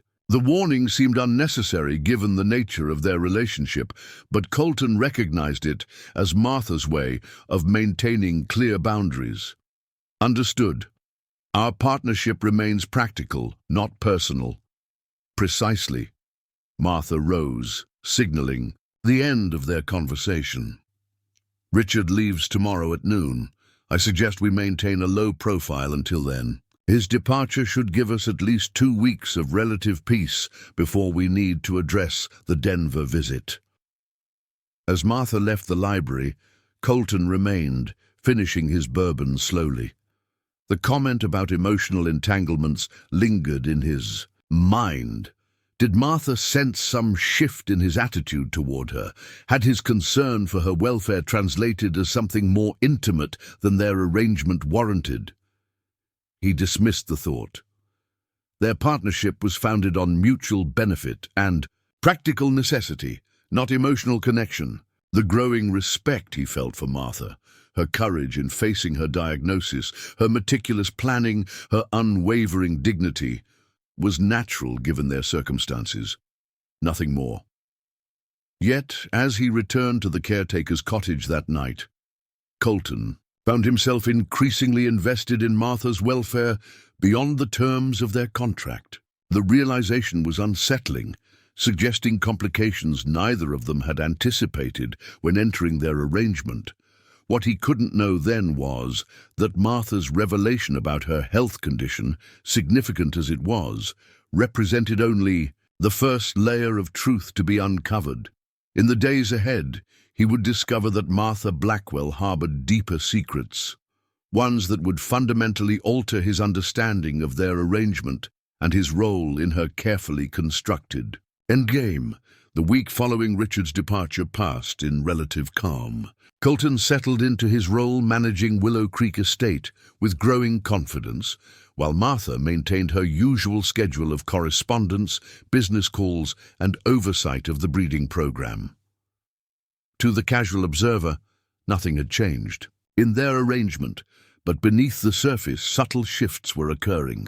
Colton found himself watching Martha more carefully, noting the occasional moments of hesitation when retrieving a name or date, brief pauses most people would never notice, but which now carried greater significance. For her part, Martha seemed to relax marginally in his presence, no longer maintaining the pretense of visual impairment when they were alone. On a crisp morning, 10 days after Richard's departure, Colton was reviewing breeding records in the stable office when Mrs. Porter appeared at the door. "Mr. Hayes, "A delivery has arrived that requires your attention," she announced with uncharacteristic formality. "What sort of delivery?" "Legal documents from Mr. Richards' office in Denver. They're marked confidential, addressed to you personally." Colton frowned. "Did Mrs. Blackwell receive something similar?" "No, sir. Just you." Mrs. Porter's expression conveyed concern without explicitly stating it. "The courier requires your signature." Following her to the main house, Colton found a professionally dressed courier waiting in the foyer with a sealed envelope bearing the letterhead of Chamberlain and Walden, Richards' law firm. "Mr. Hayes?" the courier confirmed. "I need your signature." Acknowledging receipt after signing, Colton waited until the courier departed before opening the envelope. Inside, he found a formal letter requesting his presence at the Denver offices of Chamberlain and Walden in 3 days' time, along with copies of what appeared to be financial statements from a Wyoming bank Colton had never used. "Is there a problem?" Mrs. Porter asked, hovering nearby. "I'm not sure. Where is Mrs. Blackwell?" "In town with Mr. Gregory from the bank. They're reviewing quarterly investment reports." Colton nodded, tucking the documents into his pocket. "When she returns, please let her know I need to speak with her. I'll be checking the north pasture fencing until then." Physical work had always helped Colton think, and the fence repairs provided the perfect outlet for his troubled thoughts. Richard's move made little sense. Why send financial statements from an unfamiliar bank? What did he hope to accomplish with this summons to Denver? By mid-afternoon, Colton returned to find Martha's car in the driveway. He found her in the library, reviewing documents with a silver-haired man in an expensive suit. "Ah, Colton." She greeted him. "You remember Harold Gregory from Western Alliance Bank?" "Of course." Colton shook the banker's hand. "Good to see you again." "And you, Mr. Hayes?" "I was just reviewing the quarterly performance with Mrs. Blackwell. The portfolio has shown remarkable resilience despite market fluctuations." After a few more minutes of financial discussion that Colton only partially followed, Gregory gathered his materials and departed, leaving them alone. "Mrs. Porter mentioned you needed to speak with me," Martha said, removing reading glasses she clearly didn't need for vision, but maintained as part of her public persona. "Richard has made another move," Colton replied, removing the documents from his pocket and placing them before her. "These arrived by courier today." Martha examined the letter and financial statements, her expression hardening. "As I suspected, he's investigating your background more thoroughly than a standard employment check." "Those aren't my accounts," Colton said firmly. "I've never used Wyoming First National." "I believe you," Martha replied without hesitation. "This is clearly fabricated evidence, Richard's attempt to create doubt about your character and motives. The question is why? What does he hope to accomplish?" Martha tapped the summons letter thoughtfully. "Isolation and intimidation. By contacting you directly rather than both of us, he's attempting to create division between us. The implication of financial impropriety is meant to put you on the defensive." "Should I go to Denver?" "Absolutely not. That would validate his approach." Martha's tone was decisive. "We'll respond together in writing, requesting any concerns be addressed to both of us through appropriate channels." Colton nodded, relieved by her immediate trust in his integrity. "He's not giving up easily." "Richard has always been tenacious," Martha acknowledged. "It's what makes him successful in business and insufferable in personal matters." As Martha drafted their response to Richard's legal team, Colton found himself studying her more carefully. Despite the significant revelations of the past weeks, he still felt there were aspects of Martha Blackwell he didn't fully understand, depths beneath her carefully controlled exterior that remained unexplored. Later that evening, after they had signed and sent their joint response to Denver via overnight courier, Martha suggested they take coffee in the solarium. The glass-enclosed room was especially beautiful at sunset, the fading light casting long shadows across the winter garden beyond. Richard's persistence troubles me, she admitted, a rare vulnerability showing in her expression. Not for my sake, but for the complications it creates for you. I knew what I was signing up for, Colton reminded her. Family complications included. Did you? Martha's gaze was direct. I wonder sometimes if either of us fully understood what this arrangement would entail. The comment hung between them, laden with unspoken implications. Their practical partnership had evolved into something more complex than either had anticipated, not romantic but increasingly personal in ways neither had planned for. I should check on the pregnant mare, Colton said, uncomfortable with the direction of the conversation. She's getting close. Of course, Martha nodded, allowing him the retreat. Let me know if there are any developments. In the stables, Colton found the mare resting comfortably, showing no immediate signs of labor. The familiar environment soothed him, the uncomplicated needs of the animals a welcome contrast to the increasingly complicated human dynamics at the main house. He was checking another horse when he heard footsteps approaching, too heavy for Martha or Mrs. Porter. Turning, he was surprised to find Sheriff Dawson standing in the stable doorway. "Evening, Hayes," the sheriff greeted him. "Got a minute?" "Sheriff," Colton acknowledged, instantly alert. "Something wrong?" "Might be. Mind stepping outside?" In the yard, illuminated by security lights against the deepening dusk, Dawson's expression was grave. "Got an interesting call today from the Wyoming State Banking Commission. Seems someone's been making inquiries about accounts supposedly belonging to you at First National." Colton's wariness increased. "I don't have accounts there." "That's what I told them. Know you long enough to be pretty familiar with your financial situation." Dawson's weathered face showed concern. "Thing is, these inquiries came with documentation. Forged. Documents suggesting you've been moving substantial sums through those accounts over the past month." "That's impossible. I haven't—" "I know that," Dawson interrupted. "Question is, who's trying to make it look like you have and why?" Colton hesitated, weighing his response carefully. "I have some ideas. Martha's nephew isn't entirely supportive of our marriage." "Richard Blackwell," Dawson nodded. "Man has connections in Denver banking circles. Could probably arrange something like this." "Would this be considered criminal? Forging banking documents?" "Potentially, though it gets complicated with interstate banking regulations. More importantly, it suggests he's willing to go to extreme lengths to discredit you." The sheriff studied Colton carefully. "You sure you know what you've gotten yourself into with the Blackwells, Hayes?" The question echoed Colton's own doubts. "I'm beginning to wonder. Martha's been straightforward with me, but Richard's intervention complicates things." Dawson sighed. "Martha Blackwell's a formidable woman, always has been. But family disputes like this can get ugly fast." He handed Colton a business card. "Banking Commission investigators' contact information. He'll want to speak with you directly to clear this up." After the sheriff departed, Colton remained in the stable yard, staring at the card in his hand. Richard's tactics had escalated from legal challenges to potential fraud, a significant and troubling development. When he finally returned to the main house, he found Martha still in the solarium, though the sunset had long faded to darkness. She looked up as he entered, immediately sensing his tension. "What's happened?" she asked.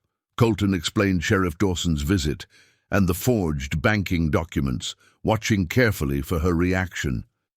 To his surprise, Martha appeared more resigned than shocked.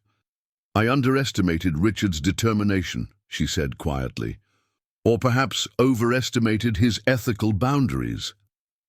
"This goes beyond family concern," Colton pointed out.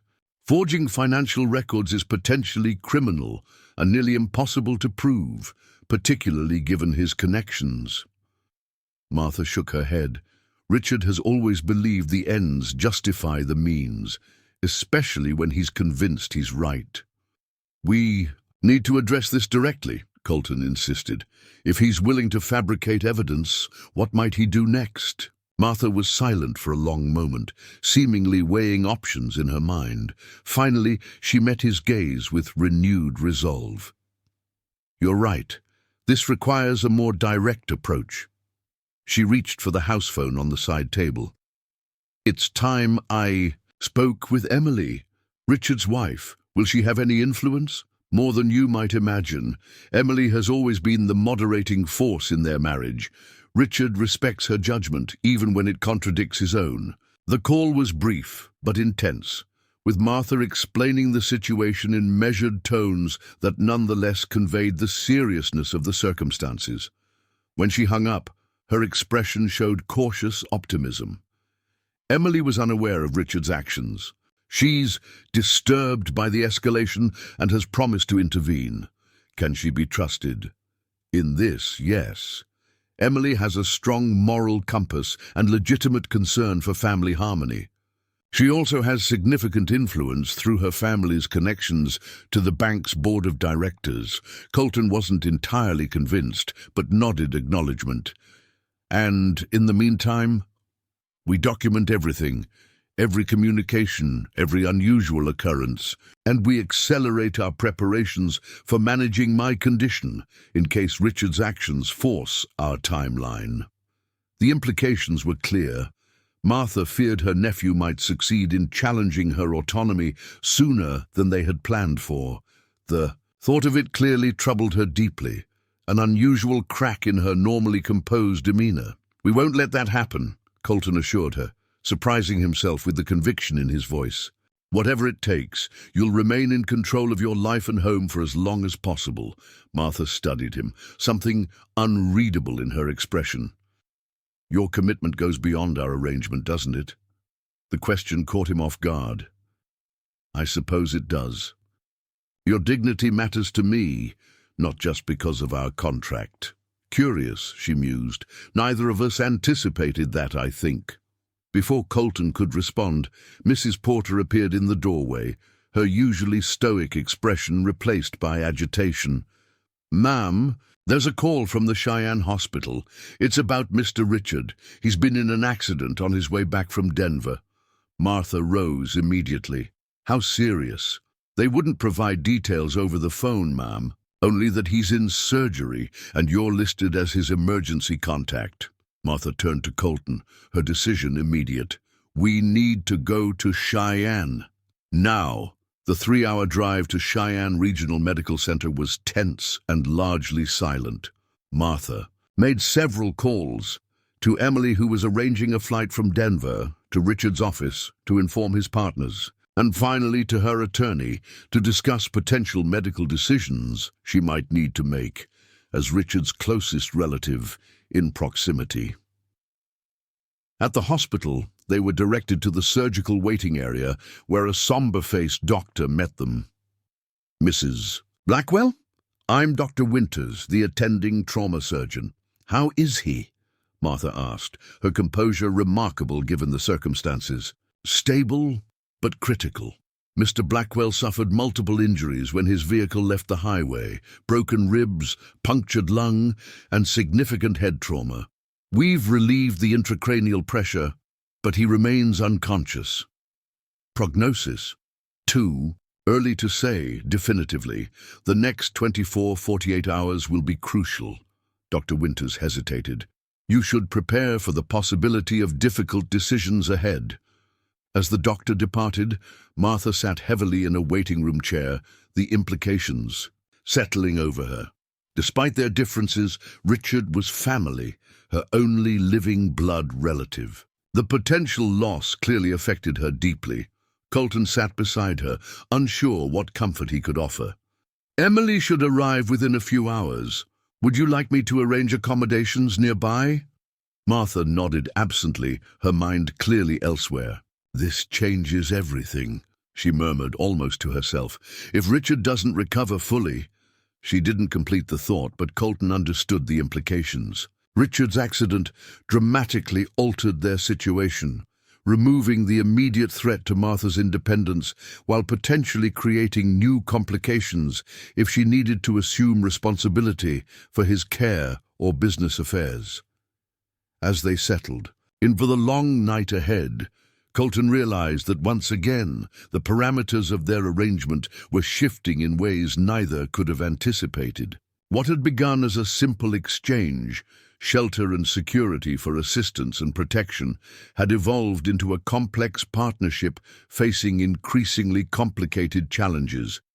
And through it all, the sense persisted that Martha still held secrets she hadn't shared, pieces of the puzzle that might explain Richard's extreme actions and the true nature of the family dynamics he had married into. The sterile hospital corridor became their world for the next 48 hours. Martha maintained her vigil with remarkable stamina, speaking with doctors, conferring with Emily, who arrived haggard and fearful on a late-night flight from Denver, and making necessary arrangements with Richard's business associates, who appeared in rotating shifts of grave-faced men in expensive suits. Colton remained a steady presence, handling practical matters, securing hotel rooms, ensuring Martha ate and rested when possible, and providing the quiet support she clearly needed but wouldn't explicitly request. Their marriage of convenience had never been more thoroughly tested or more genuinely expressed than in this crisis. Late on the second night, with Richard still unconscious but showing improved vital signs, Colton convinced Martha to return to their hotel room for a few hours of proper rest. Emily would call immediately if there was any change. In the privacy of the hotel suite, Martha finally allowed her exhaustion to show, sinking onto the sofa with uncharacteristic heaviness. "You should sleep," Colton suggested gently. "There's nothing more to be done tonight." "I know." She rubbed her temples, signs of strain evident in the tightness around her eyes. "It's just, this situation has complicated everything." "Richard will recover," Colton said with more confidence than the doctors had expressed. "His condition is improving." "Yes, but he'll likely face a lengthy rehabilitation, cognitive assessment, possibly long-term care." Martha's gaze was distant, calculating. "The irony isn't lost on me. He was so concerned about my capacity, and now—" She trailed off, but Colton understood the unspoken implication. The power dynamic between Martha and her nephew had shifted dramatically, potentially placing her in the caregiving role he had tried to force upon her. "Emily seems capable," Colton observed. "She's handling the situation well." Emily has always been the stronger one in their marriage, though Richard would never admit it. Martha's expression softened slightly. "She was kind enough to express concern for you, given the circumstances." It was true. Despite her obvious distress over her husband's condition, Emily had made a point of acknowledging Colton's support and expressing regret over Richard's recent actions, which she claimed to have been unaware of until Martha's call. "She seems genuine," Colton agreed. "Unlike Richard, she actually looked at me when speaking, not through me." "Social training," Martha explained. "Emily comes from old Boston money. Proper manners are ingrained, regardless of personal feelings." She paused, then added, "Though in her case, I believe the courtesy is sincere." Colton hesitated, then decided the moment was right for a question that had been troubling him. "Martha, why did Richard escalate to forgery? It seems extreme even, given his concerns about our marriage." Martha was silent for a long moment, her expression unreadable. Finally, she sighed deeply. "There's something I haven't told you," she admitted, "something that explains Richard's desperation, if not his methods." Colton tensed, preparing for yet another revelation that would alter their arrangement. "I'm listening." "Richard's financial situation isn't what it appears to be," Martha began. 3 years ago, his investment firm made a series of increasingly risky ventures that eventually collapsed. He faced potential bankruptcy and professional disgrace. Let me guess, You bailed him out. Martha nodded. James always treated Richard like a son. I couldn't let his legacy be destroyed by Richard's poor judgment. I provided substantial funds, nearly $30 million, structured as loans through holding companies to avoid public knowledge of his failures. Colton whistled softly. The amount was staggering, far beyond what he'd imagined, even knowing Martha's wealth. And the terms of these loans? Generous, but not without conditions.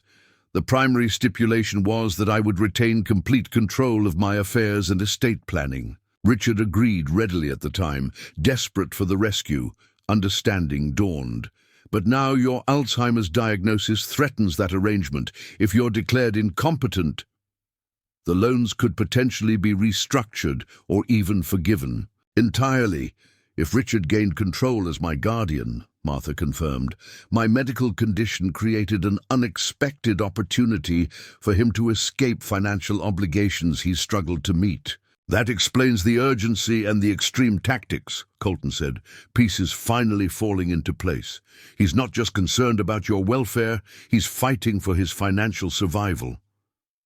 Yes, Richard has always been ambitious, but not usually. Unethical. Desperation changes people. Martha's expression showed a complex mixture of disappointment and understanding. I should have told you sooner, but these financial arrangements were confidential. I wasn't certain how much you needed to know. It would have helped to understand what we were really facing, Colton pointed out, unable to keep a hint of frustration from his voice. You're right, Martha acknowledged. I've developed habits of privacy that don't serve our partnership well. Another adjustment I need to make. The candid admission surprised Colton. Martha rarely acknowledged error or expressed vulnerability, particularly regarding her decision-making. So what happens now? He asked. With Richard incapacitated, at least temporarily? The immediate threat to our arrangement is neutralized, Martha replied, practical as always. But new complications arise. Emily will need support managing their affairs during Richard's recovery. The children will require stability, and I may need to take a more active role in the family businesses temporarily. All while managing your own condition, Colton added quietly. Yes, the timing is challenging. Martha looked suddenly older, the weight of these overlapping responsibilities evident in her posture. I had hoped for more time before my cognitive decline became significant. Colton moved to sit beside her on the sofa, closer than their usual careful distance. You don't have to manage everything alone, Martha. That's the whole point of our arrangement, isn't it? She looked at him with an expression he couldn't quite read. Our arrangement has evolved beyond its original parameters, hasn't it? I think it has, he agreed. For both of us. Before Martha could respond, her phone rang. Emily, calling from the hospital. Richard had regained consciousness briefly and was responding to basic commands. The doctors were cautiously optimistic. After the call, Martha's relief was palpable. They'll run cognitive assessments tomorrow, but this is encouraging news. It is, Colton agreed. You should try to sleep now. Tomorrow will bring new challenges. Martha nodded, rising with visible exhaustion. At the door to her bedroom, she paused. Thank you, Colton. Your support these past days has been more meaningful than our contract required. That's what partners do, he replied simply. The next morning brought cautious optimism from Richard's medical team. Though still seriously injured, he was now conscious for longer periods and demonstrating good cognitive function despite the head trauma. Recovery would be lengthy, but the prognosis had improved significantly. Emily met with them in the hospital cafeteria, her elegant features showing the strain of sleepless nights, but her composure intact. The doctors are encouraged, she reported, cupping a mug of hospital coffee between manicured hands. The neurological tests show no significant impairment so far. That's excellent news, Martha said sincerely. Emily nodded. then fixed her gaze on Colton with unexpected directness. "I owe you an apology, Mr. Hayes. I was aware of Richard's concerns about your marriage, but not the extent of his actions. The forged documents—" She shook her head in dismay. "That crosses a line I would never have condoned." "I appreciate that," Colton replied, believing her sincerity. "My concern has always been protecting Martha's right to make her own choices." "As it should be." Emily glanced toward Martha with genuine affection. "Aunt Martha has been the family's cornerstone since Uncle James passed. Richard's protective instincts, while well-intentioned, sometimes manifest as control." Martha smiled, faintly. "A diplomatic assessment, Emily, always the peacemaker. Someone in this family has to be." Emily's attempt at lightness faded quickly. "Richard mentioned your name when he woke briefly last night. He seemed concerned, almost apologetic. I think this experience may have shifted his perspective." "Near-death experiences often do," Martha observed, "though I'll reserve judgment on any lasting change until he's fully recovered." After finalizing arrangements for Richard's ongoing care and Martha's involvement in family matters during his recovery, they prepared to return to Willow Creek. The immediate crisis had passed, but significant challenges remained: managing Richard's business interests temporarily, supporting Emily and the children, all while navigating Martha's own progressing condition. As they drove back through the Wyoming landscape, winter giving way to early signs of spring in greening hillsides and swollen creeks, Colton sensed Martha was deep in thought. "You're quiet," he observed after nearly an hour of silence. "I'm reassessing," she replied. "These past days have clarified certain priorities." "Such as?" Martha turned slightly to face him. "I need to make modifications to our arrangement, Colton. Recent events have demonstrated vulnerabilities in my planning." "What kind of modifications?" "For one, you need greater legal authority sooner than I anticipated. Healthcare proxy, financial power of attorney. The documents are prepared but not yet executed. That needs to change immediately." Colton nodded, understanding the practical necessity given recent events. And I believe we need to reconsider the nature of our partnership." Martha's tone was measured, almost clinical. "The challenges ahead will require a deeper level of trust and cooperation than we initially established." "I thought we were already moving in that direction," Colton said carefully. "We are, but informally. I'm suggesting we acknowledge evolution. Explicitly." Martha's gaze was direct. "Our marriage was conceived as a business arrangement with clear boundaries and expectations. Those boundaries have shifted." Colton kept his eyes on the road, processing her words. "What exactly are you proposing?" "A renegotiation of terms. One that recognizes the personal commitment you've demonstrated, goes beyond our contract, and compensates accordingly." The suggestion caught him off guard. "Martha, I'm not looking for additional compensation." "Perhaps not, but fairness demands it. Your role has expanded considerably, from estate manager to confidant, advocate, and now potentially business partner as we navigate Richard's recovery and my condition." Colton frowned slightly. "Quantifying this feel wrong somehow." "Because the arrangement has developed personal dimensions," Martha acknowledged with surprising candor. "That doesn't negate the practical aspects. You've committed to supporting me through challenging circumstances. That commitment deserves recognition."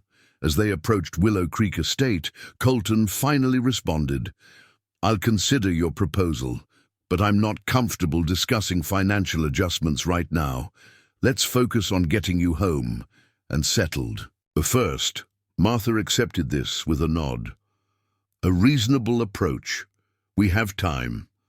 But time, as they both knew, was the one commodity Martha's condition made increasingly precious.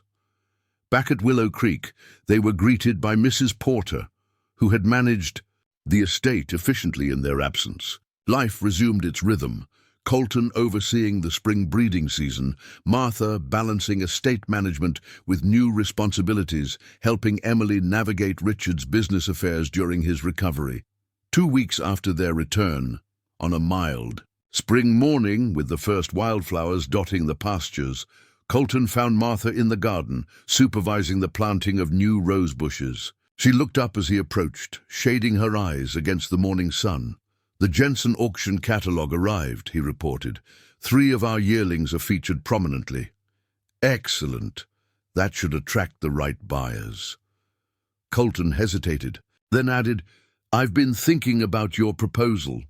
Martha's expression remained neutral, but her attention sharpened. "And I'm not interested in renegotiating financial terms," he said firmly. "The compensation you've already provided is more than generous." "I see." Something like disappointment flickered in her eyes. "May I ask why?" Colton struggled to articulate, feelings he was still coming to terms with himself. "Putting a price on whatever this has become between us feels wrong. Our arrangement started as a transaction, but it's evolved into something more complex, something that can't be quantified in dollar amounts." "A partnership," Martha suggested. "Yes, but not just in the business sense." Martha considered this, removing her gardening gloves deliberately. "You're proposing we simply allow our arrangement to evolve naturally, without formal redefinition." "I am." Colton met her gaze directly. "I made a commitment when I married you, Martha. The circumstances were unusual, the motivations practical, but the commitment itself was real.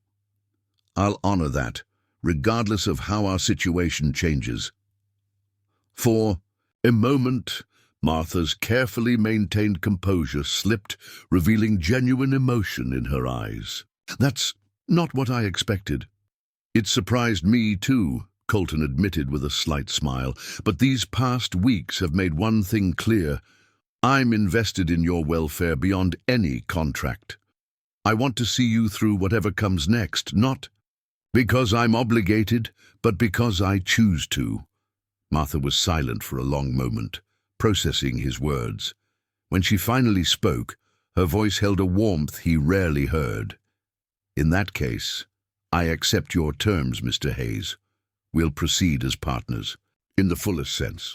The simple exchange marked a turning point in their relationship, an acknowledgement that what had begun as a marriage of convenience had transformed into something neither had anticipated.